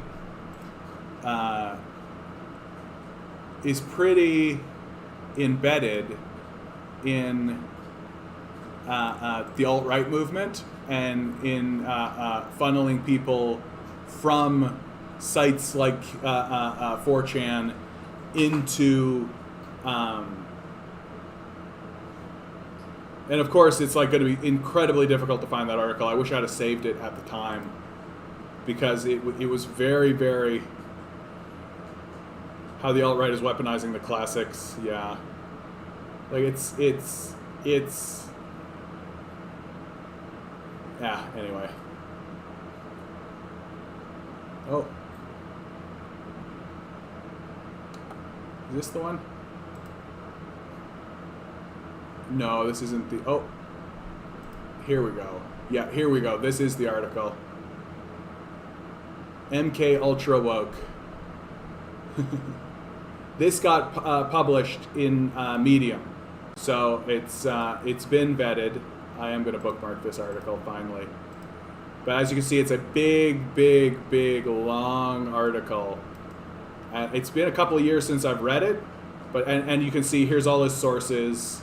So it's like well sourced, it's well researched, it's been published in Medium. To conclude, I now feel assured in making several claims. I believe I have shown that very many of the biggest media influences on the alt-right are steeped in intelligence connections and are funded by the interests of capital. Tommy Robinson, for example, being funded by various Zionist think tanks, or Alec Jones with his CIA family becoming a shill for the US president while downplaying the actions of the CIA, or Steve Bannon having formerly worked for Goldman Sachs as an investment banker, or how Mike Cernovich was close personal friends with Alan Dershowitz, or Jack Probich was stationed at Guantanamo Bay, much like Russian Abbas, who pretended to be a Uyghur on Reddit. I believe I have now also shown that the alt-right was in no way an organic movement. I believe I have shown that all of the alt-right's most notorious channels, 4chan, 8chan, and Reddit, have all been the target of manipulation by intelligence agencies, such as those operating out of Elgin Air Force Base. I believe I have possibly shed light on the intentions behind that manipulation, such as in the case of Rushan Abbas, or the creation of neo-Nazi groups which attack minorities and the left, such as The Base. I believe I have shown the various influences sought to flood the internet with alt-right material, many with the specific intention of helping to get Donald Trump elected, such as Jim Dowson, so on and so forth. I believe I've also shown, with the examples of Charles Manson, the Order of Nine Angels, and Julius Evola, the proliferation and use of the occult and occult Nazi ideology by the intelligence services. Indeed, I believe I have shown that these occult Nazi intelligence agency groups are extremely influential on the alt-right. And he just keeps going. This is a very, very convincing article with lots and lots of sources. Lots of sources that you can go through, right? Really, very, very here. And for those who are on the Discord, it's on the Discord now. Like, the alt-right is not like an organic movement that sprang out of something. It's something that has been cultivated, right? And it's been cultivated the way that QAnon has been cultivated. I do think that the difference between QAnon and a lot of alt-right kind of things is that QAnon is kind of freelance. I'm yet to see any evidence that says that it's a CIA psyop. I'm open to the idea that it may be a CIA psyop, but I would have to see some evidence to confirm that that's the case. And especially after watching Q Into the Storm, it's much easier for me to believe that QAnon is its own offshoot of the CIA psyops. That the CIA is operating with alt-right groups and creating alt-right groups on the internet. And of course creating these white supremacist chat rooms, which are all right here. And then QAnon is like an offshoot of it, creating its own sort of mysterious figure, right? That Q is like this mysterious, who is Q, right?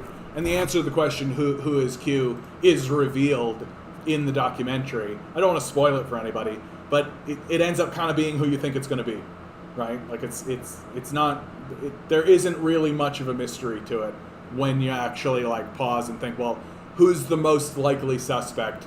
It's that person. And are they tied to the CIA? Was it a big CIA thing? I would have to see the connection directly, and it's just not there yet. But I do think that QAnon is able to exist because of the culture that the CIA and the State Department cultivated online. That QAnon is at least an offshoot of that. And I feel like this article right here is a really, really, really, really, really, really like long, thorough, well-researched, well-argued delve into that. Hey Axel, how you doing? Canadian commie, all of last night, your sources are compromised, proceeds to type into Google CIA. Well, I mean, the CIA still produces stuff, dude. Like, I don't know what you're saying. Like, I'm not investigating the CIA claims. I'm investigating an investigation in the CIA. Hey, bud, how you doing? The CIA is so woke. Here's a quote from the book on Op Chaos I read. In 1968, CIA scientists at the Bien Hoa prison outside Saigon surgically opened the skulls of 3 prisoners, implanted electrodes on their brains, gave them daggers, and left them alone in a room. They wanted to shock the prisoners into killing one another. When the effort failed, the prisoners were shot and their bodies burned. Ugh. Ugh. I can't believe that those words came out of my mouth just now.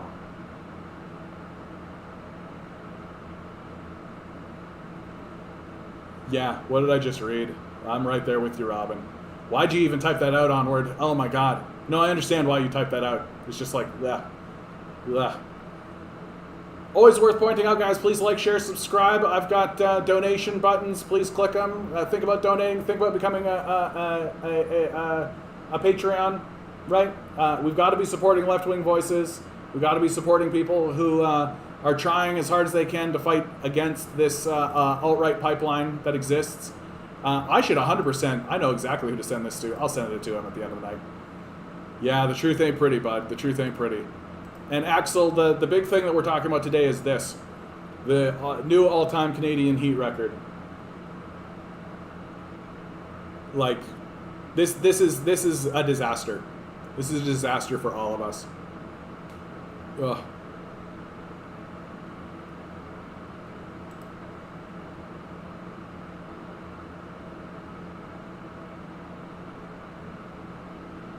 Yeah. Thin blue facade, the broken windows disaster, and policing in the postmodern city. Like, get used to it, guys. Get used to the stormtroopers. I feel like the only thing Star Wars didn't get right is that they made them white instead of black. Well, it's a major problem for the whole world, bud. Like, the way that this works is that this is going to suck up a whole ton of moisture, right? It's going to expand this desert.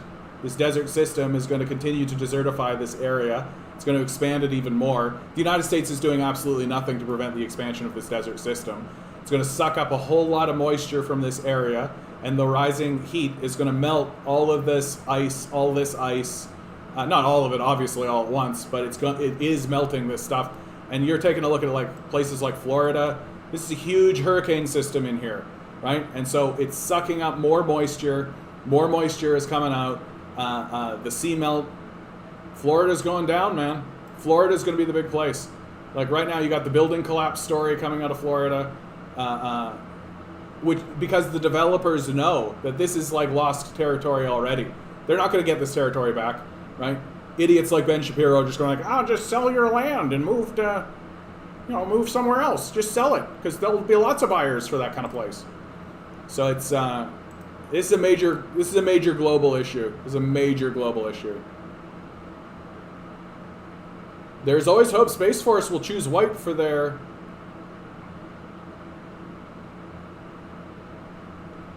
There's always choose white for their infantry. Don't be too surprised, Axel, if the guys that lead us into the future of environmentalism are these guys, right? China is building an enormous amount of solar panels.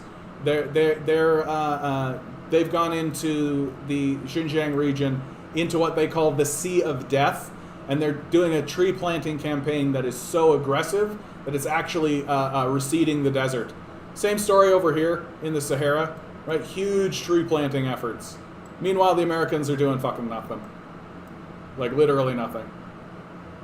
I mean, New York City is not long for this world. I mean, New York City, you're right about that, man. Like, a rising sea level in New York, and this is like one of the largest cities, it's just going to be a fucking disaster, man. Like, it's just going to be this enormous, high-scale disaster, and the billionaire class is just going to abandon people, right? Like, again, I cite, like, futurist Douglas Rushkoff, right, wrote an account of his experience being paid to speak at a super deluxe private resort where he's speaking to billionaires, and they were like, a CEO of a brokerage house explained that he had nearly completed building his own underground bunker system. How do I maintain authority over my security force after the event? The event, right?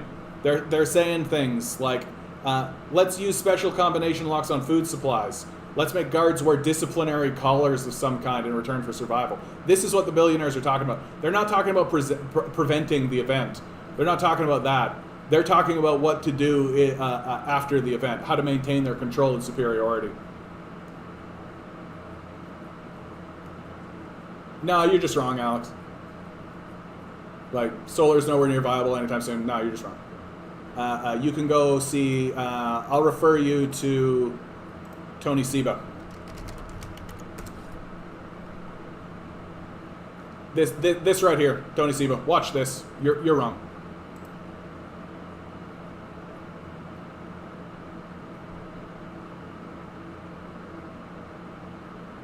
Yeah, just sell your house that's underwater. What's the big deal? Exactly. And like, but same story, like selling up and moving because of crime and destructive policies, because lots of people like to move into crime-ridden areas that are the victim of destructive policies. Like, it's idiotic on the face of it. It's just a stupid thing that he keeps saying, right? Ben Shapiro's a fucking idiot, man. Like, he just talks fast. That's his whole shtick. He just talks fast. But he's like a fascist and an idiot. So he's like the most dangerous version of a fascist because he's stupid.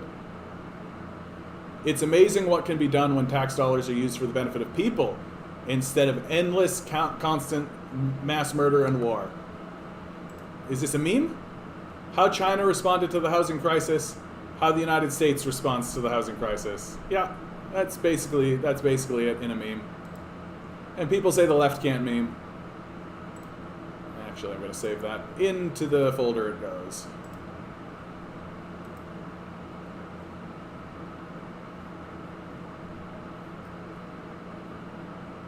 Some countries are making their bike lanes solar powered. Well, there's lots of interesting things that could be done, right? Like, you could put a lot of like Tony Seba points out in that speech, you could build buildings and have the side of the building be solar panels, right? You could have enormous fields of lithium batteries set up being charged. Oh, thank you, Robin. Yeah, right? Here. I've seen this before, but it's like they prefabricated these houses, and of course they're not large spaces, but I gotta tell you, like, better than being homeless, right? If the choice is between being homeless or living in one of these, I for sure am gonna do that. So they're just fabricating these in-house and then like lifting them up, head over to the construction site. Like, yeah, capitalism's the innovative one, right? This is very clever. This is very clever. highly industrious. They go there, they tighten the bolts, right? Like, we could do this. What's stopping us from doing this? Is there anything actually stopping us from doing this? What's stopping us from doing this?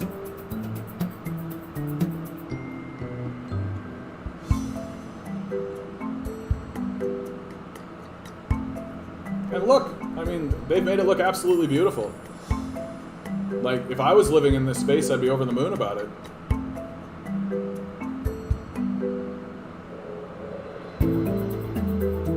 And like, nothing like this is being thought of or planned. Like, not even planned. Like, not even thought about, right? We're not even in the planning phases of this kind of thing. And this is like absolutely incredible. You put it up in a day, like, yeah, thank you for sharing that, Robin. Appreciate it.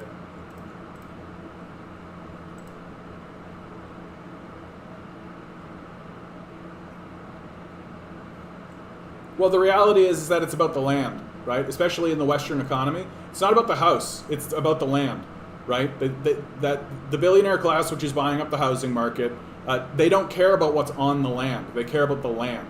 That's all, right? That after the economy collapses, because they're actively destroying the base of the economy, they know it, they're aware, and after they want to have a lot of assets, right? And the assets that they want to have access to, well, what's going to be valuable? Land. So they're buying up all the land and destroying our housing market doing it. I've heard bad things about living in container buildings of any kind. Oh yeah, of course. It's a great idea, but the heat is unbearable. Yeah. And I mean, we don't know what's going on with any of that. Like, we don't know any of that.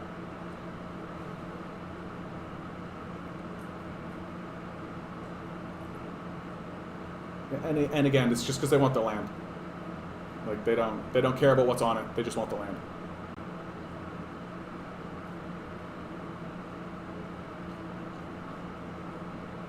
The average age of retirement is 66. The average lifespan is 78. The idea of doing all this for 12 years of elderly leisure is bleak. That's Dwight Rhinoceros. That's a funny name. I hope that's his actual name. Wouldn't that be great if that was his actual name? Former Australian Labor bureaucrat and Prime Minister Bob Hawke officially confirmed to have been CIA asset.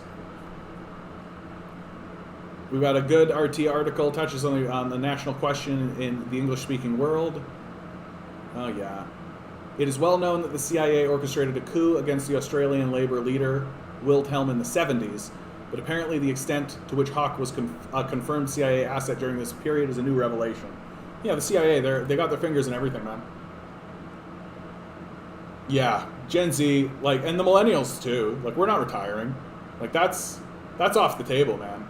Like, that's off the table. We're gonna work until we die. So socialism will win. Xi Jinping announces preparations for a long flight against capitalism in the West. I suspect, I haven't gotten into this, but there is going to be like a pulling back that China is only willing to work with the West insofar as the West is willing to enrich China. But if that stops to occur, then China's going to operate and pull back. And they can afford to do this now because now they've used the United States as a stepping stone. Not necessarily even the United States, but like the capitalist class they've used as a stepping stone. And now that they have enough wealth for themselves and they're building their own economy, and they've got an economy that's going to supersede the United States economy, if it hasn't already, now they can sort of withdraw from the United States and focus on building their own world, right? And just creating like all of the connections and everything they can. It's going to be very fascinating to see. I should hang on to this and take a deeper look later.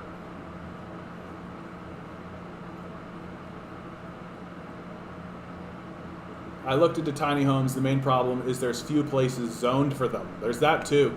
I know here in Toronto, there was a fellow who was just building tiny homes.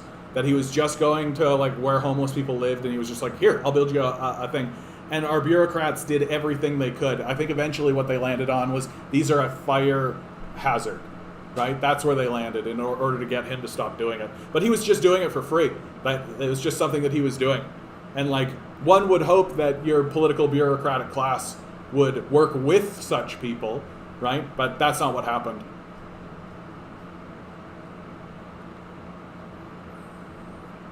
"45 minutes from attack."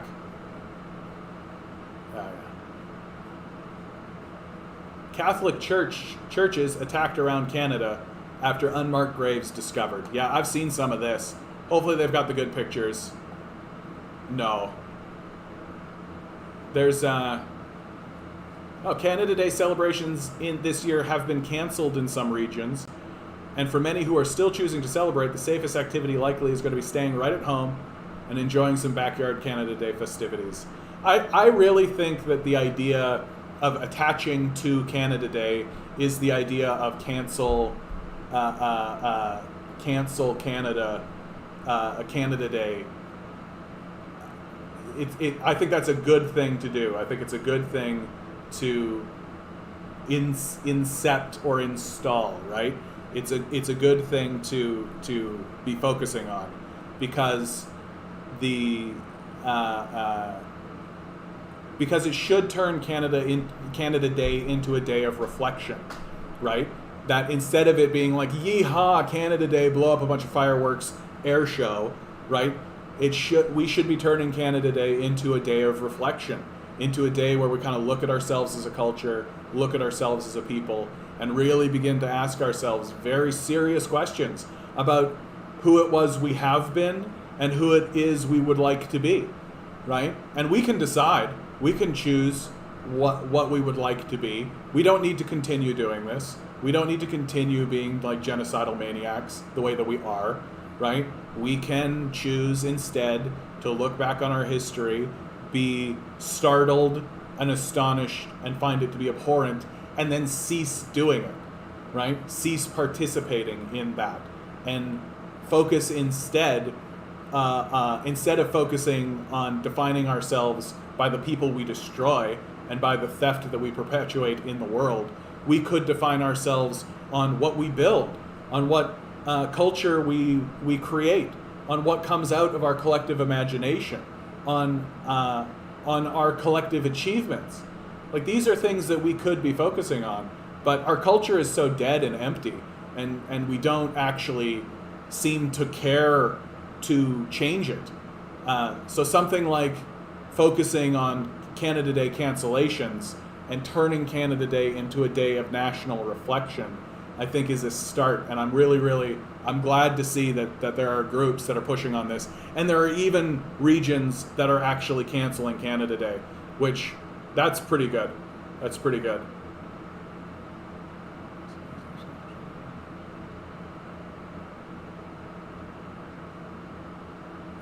I lived in a small home. It was unbearable. Now I own a 3-story.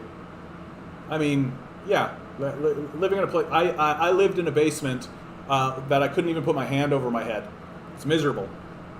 But you know what would be even more miserable? Living on the street. That'd be more miserable. I saw a meme about a boot ad and said you are not going to be able to retire. Why should your boots? Yeah, I've seen that. Total reinforcement of that fact. Exactly. They know, right? They know. The billionaire class is aware. And they just don't give a fuck. They just don't care. That we have already been abandoned. They just don't give a shit about us at all. My biggest worry is that China withholds our needs because we are screwed. I mean, we can always grow our own food. Like, the reality is, like, we just need to reindustrialize and build up our own manufacturing base again. Right? Like, we deindustrialized. Like, I don't know why anybody in national security thought that was a good idea. Like, why was nobody in the military being like, you want us to fucking deindustrialize? That's crazy. That's like a major national security issue. And it is. It is a major national security issue. And we need to build a new manufacturing base. Like, and we need to manufacture our own shit. We're going to have to do that with climate change coming, with fossil fuels in decline, right? We're going to have to do all that shit. It's because we're not going to be able to rely on fucking shipping stuff from China, like China all the way to the United States. Like, it goes across the North Pacific Ocean, for God's sakes. Like, we're not... like, why not just build a manufacturing base in Colorado, Kansas? Like, any of these states would be happy to have a manufacturing sector. Oh, right. It's because we need to deal with the capitalists. My bad.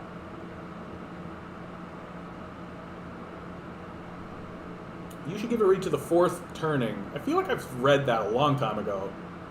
Generational trends, yeah. There's lots of things that are kind of blowing up the generational trends, unfortunately. Climate change is a big one. Like, climate change, this situation with climate change. Where did it go? I had it. There it is. This situation with climate change is blowing up lots of generational trends and lots of things that we have come to believe as standard or normal. Climate change is just eradicating a lot of it.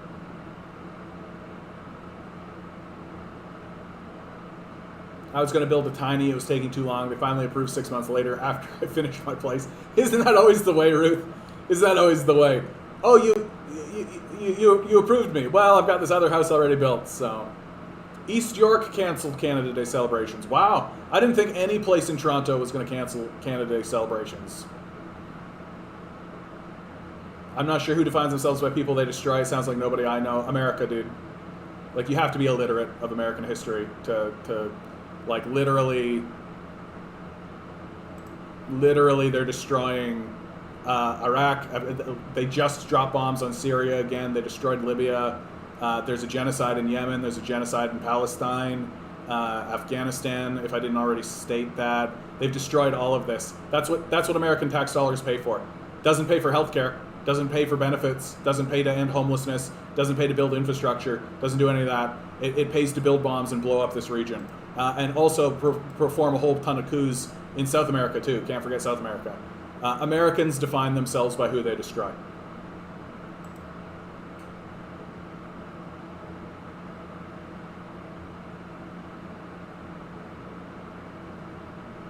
The Fourth Turning sounds like reducing history to an MMO or a shounen anime.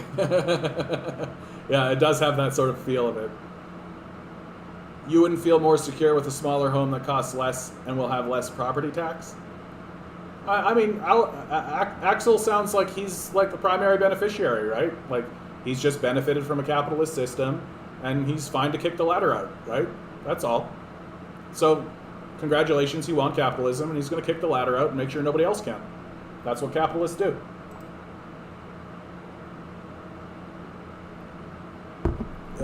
And this is going to be like pretty major moment. If I was like a shrewd businessman, I mean, investing in water, that's really what it comes down to. At this stage in the game, if we're going to stay with the capitalist system and the commodification and the horror show that is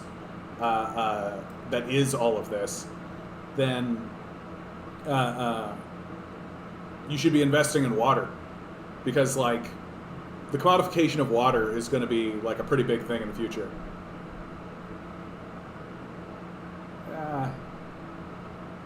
Yeah, you're a job creator, Axel, we know.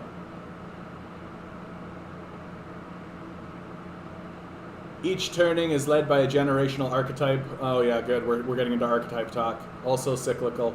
The high is led by an artist generation, the awakening by a prophet generation, the unraveling by a nomad generation. At last, the crisis by a hero generation. This sounds like fascist propaganda. That's what this sounds like. Like, sorry, like it sounds like fascist propaganda.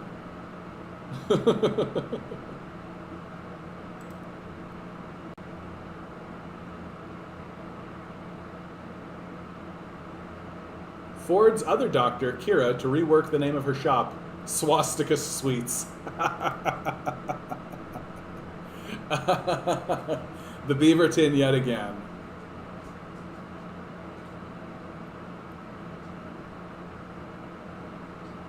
Portrait of a Man, USA, early 21st century. He gave everything he had to a cause, and in giving it away, he lost everything. Fearful of a tyrannical government taking his guns, his own actions caused his guns to be taken away.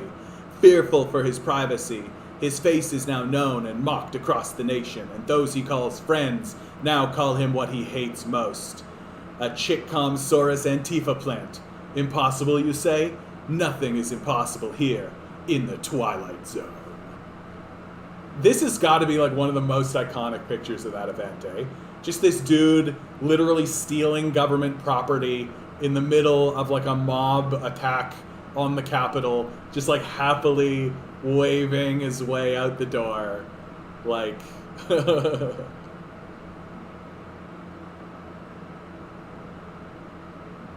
yeah, and somehow every generation is the hero generation facing a crisis, yeah.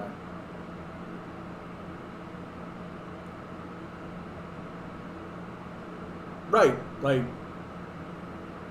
cool, bud. Like it's nice that you're on the inside of that. Millions of people are not and have been abandoned by it, and like, so off you go, have a good life, right? But like, while you're off and having a good life and in the midst of this like benefiting from the system, understand that that system is actively abandoning millions of people, like actively. So thanks, thank you for your service. But like, when you pay taxes, just know it's not helping anybody, right? Like, it's not improving things, and like the minor improvements that you create in the world around you, which I'm sure you're doing, right, are being overwhelmed by larger systemic issues.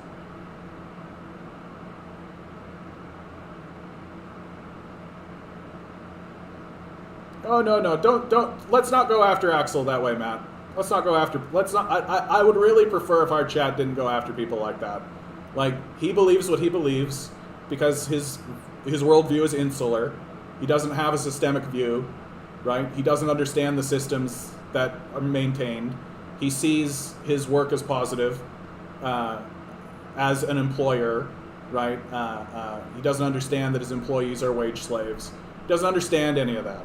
Right? And so, but what can you say? And all that's going to happen with those sorts of comments is that the chat and everything becomes about it. And Axel's not a paying customer. So let's put it in very capitalist terms, right?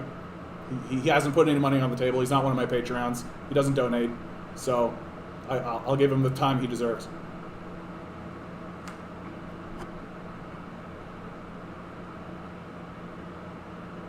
Budget officer says liberals' gun buyback could cost up to $756 million. I'm sort of on the fence of that. I don't know enough about this. I do think that, like in Australia, the buyback bought up.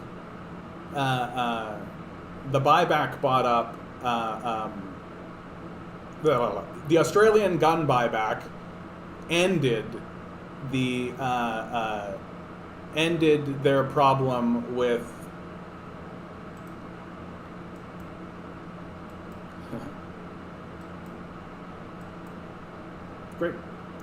ended their problem with mass shootings, right? That mass shootings throughout the area stopped once they did a buyback. Canada doesn't really have the same sort of level of problem with mass shootings. And I do sort of look at this as like a liberal sort of just playing to their base. But again, I'm not really against it.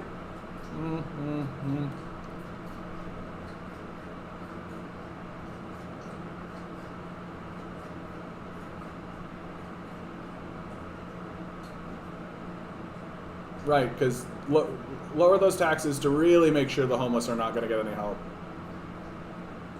Yeah, I think that's absolutely true, Onward. Like, that the mass shootings are largely part of a suicide culture that's building up in America. That America, yeah, as you say, it's giving way to nihilism, that Americans no longer believe that things can change for the better. Yeah, my commie friend says we need to be armed to do a revolution. That's certainly an argument. I would much prefer a peaceful, and I think it can be done in Canada. I think that Canada still has a functioning democratic system, that its democracy is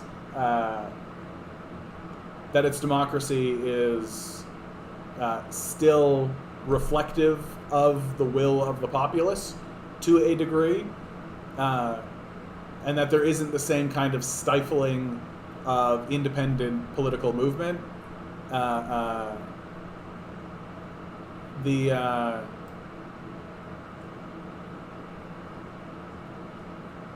So I think it can be done peacefully, and I would prefer that it be done peacefully, right? I think the peaceful transition of power is by a wide margin preferable to violent revolution. I don't think the same story holds in the United States. I think the United States is in very deep hot water, like very, very deep hot water. The abandonment, which Axel is kind of gleefully sharing with us, his perspective as the beneficiary of the capitalist system, is pretty stark, and it's going to get worse, especially as these issues start to get larger and scarier, right? And like millions and millions of people have been abandoned through the neoliberal period, right? With no hope of improvement. Like, it doesn't matter how hard they work, right? That they don't have anybody to work for. That the billionaire class has all the workers they need, thank you very much. And they're gonna keep it that way, right? It's like Alan Greenspan said, the goal is to keep workers desperate.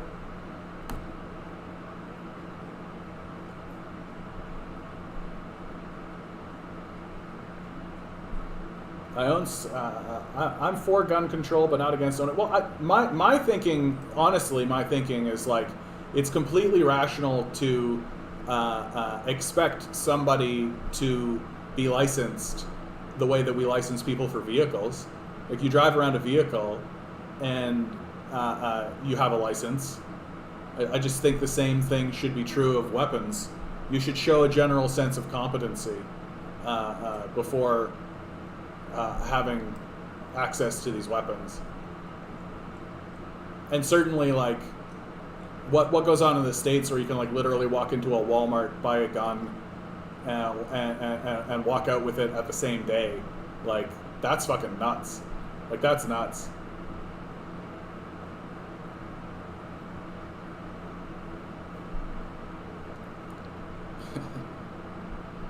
Oh my god. Gates would have never left his mom's basement. Big Blue would have crushed him. How old are you, Axel? I'm going to say you're 58.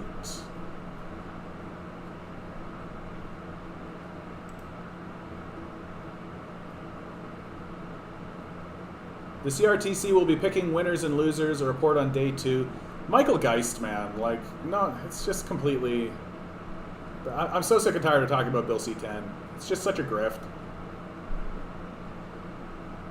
Tech Savvy launches appeal of CRTC wholesale ruling. Shares pic of Bell exec and CRTC chair in a pub. If you don't know what's going on with this, the CRTC, which is the regulatory body that oversees Bell and Telus and Rogers theoretically, has and the head of the CRTC is, I think, a former Telus employee currently. So it's just like total incestuous relationship from the start. And the CRTC got rid of a policy that's just going to increase the cost of things, right? That 39, we're the same age. Yeah, good for you, bud. Good for you. I'm glad things worked out. I really am. I'm not trying to be facetious about that, bud. Like, I'm always happy to see people who work hard, who put their nose to the grindstone, who have not experienced the abandonment of capital the way that many of us have experienced, and are trying to make the world around them a better place. I think there's absolutely nothing wrong with that. But my hope would be that you would turn your good fortune and your hard work towards helping other people. That instead of begging for lower taxes, you would beg for the homelessness problem to be eradicated, that sort of thing.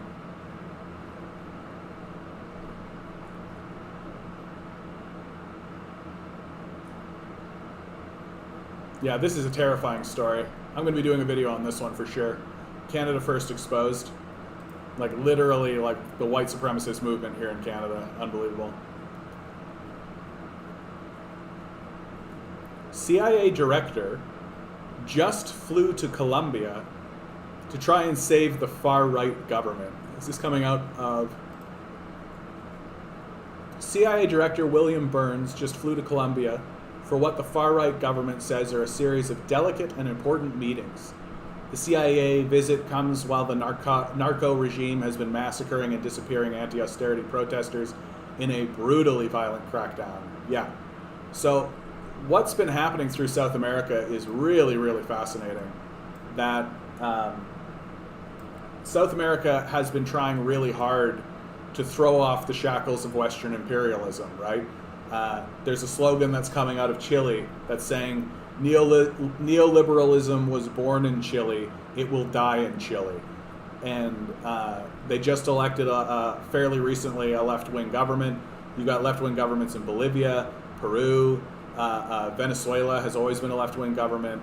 I'm not 100% sure about Argentina, but Colombia right now is ruled by like far-right organization that is attempting to work with the CIA in order to just purge political dissidents. But if Colombia were to swing to the left as well, and then the big player, of course, is Brazil. If Lula is able to get back in Brazil while all of these leftists are in power in other places, it could be a significant thing. Well, I think this is the way to go about it, Axel. It is the way to go about it, right? Like, I genuinely despise the capitalists that say communists and socialists are going about it because of hatred of the capitalists. I mean, I think it's appropriate to be hateful of sociopathic pedophiles and rapists, like many of them are, and we have the documents for that. But I don't think that's true at all. I don't think I mean, everything I've seen of Ben Norton seems relatively on the level. So, again, we'll just disagree on that. He runs a wonderful YouTube channel, Moderate Rebels. I mean, I suspect in your circles that's the case, but I suspect you don't get a really accurate picture of what's actually going on around you.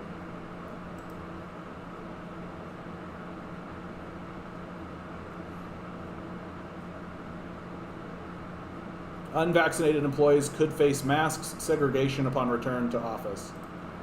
Oh yeah, and just to finish my sort of other thought, the only way we're ever going to come to an agreement on anything is by having a compassionate conversation about it.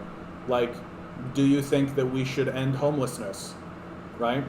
If you disagree with that point, I think that you are a sociopath, by the way. Like, we can end homelessness. Finland ended homelessness. We can do it. It would be easy to do.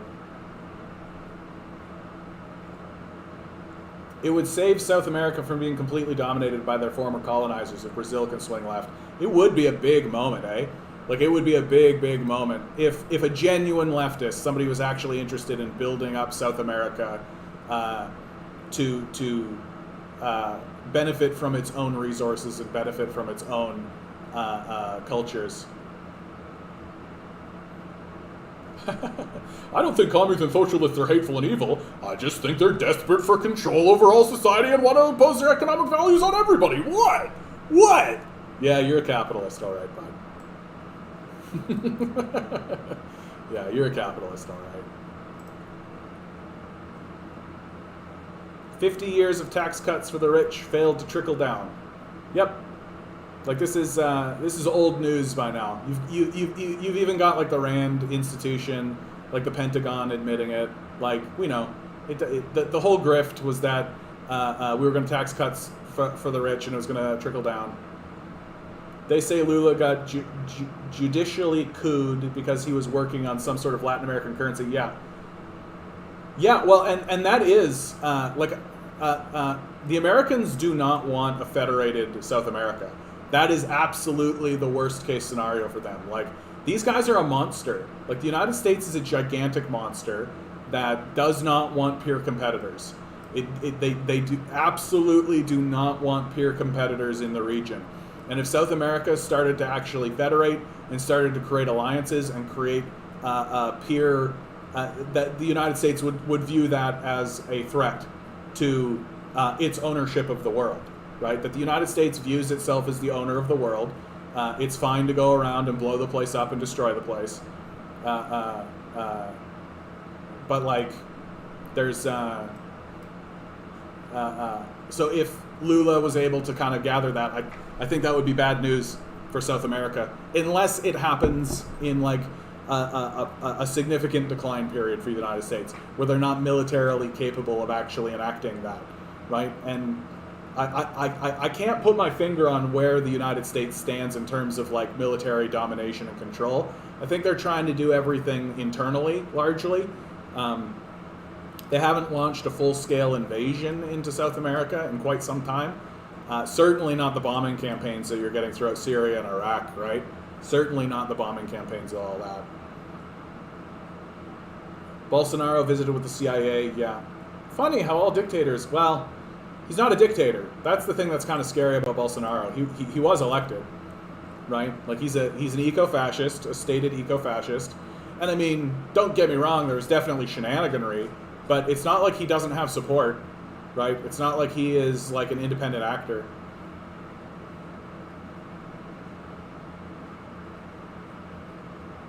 I hope Africa can work out a Bancor-like currency agreement. Yeah, it would be nice if I just listened to a really interesting lecture given by the Minister of Finance from, where was it?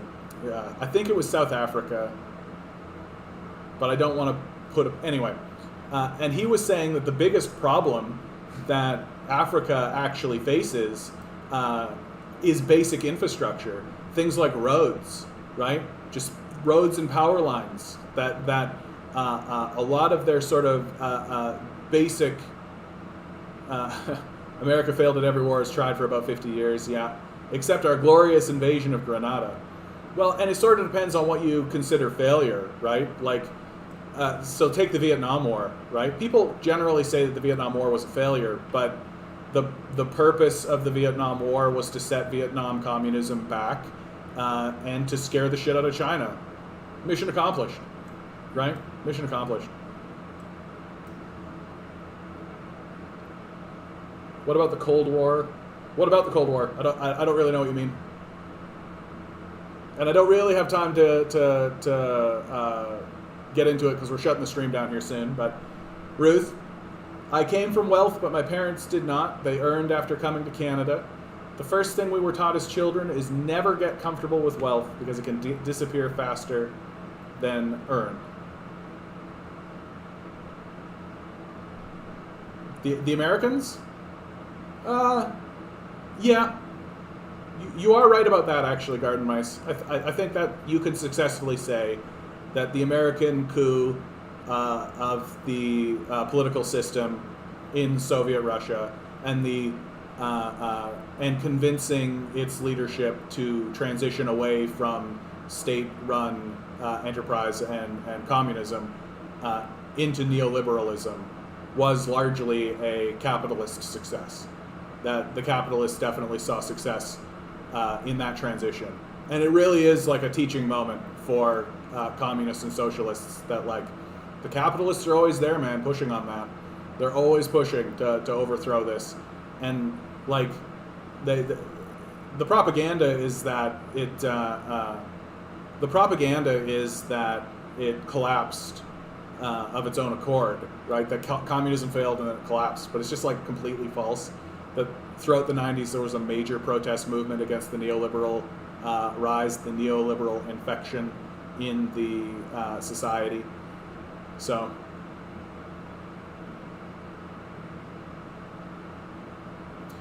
all right, guys, I think this is the end of this stream. As always, really nice stream. Please do consider hitting the like button is free to do, sharing it free to do, subscribing is free to do. If you really want to put your money where your mouth is, or consider supporting a leftist who's trying to get leftist views into the public, please consider donating to my Patreon. Link down below.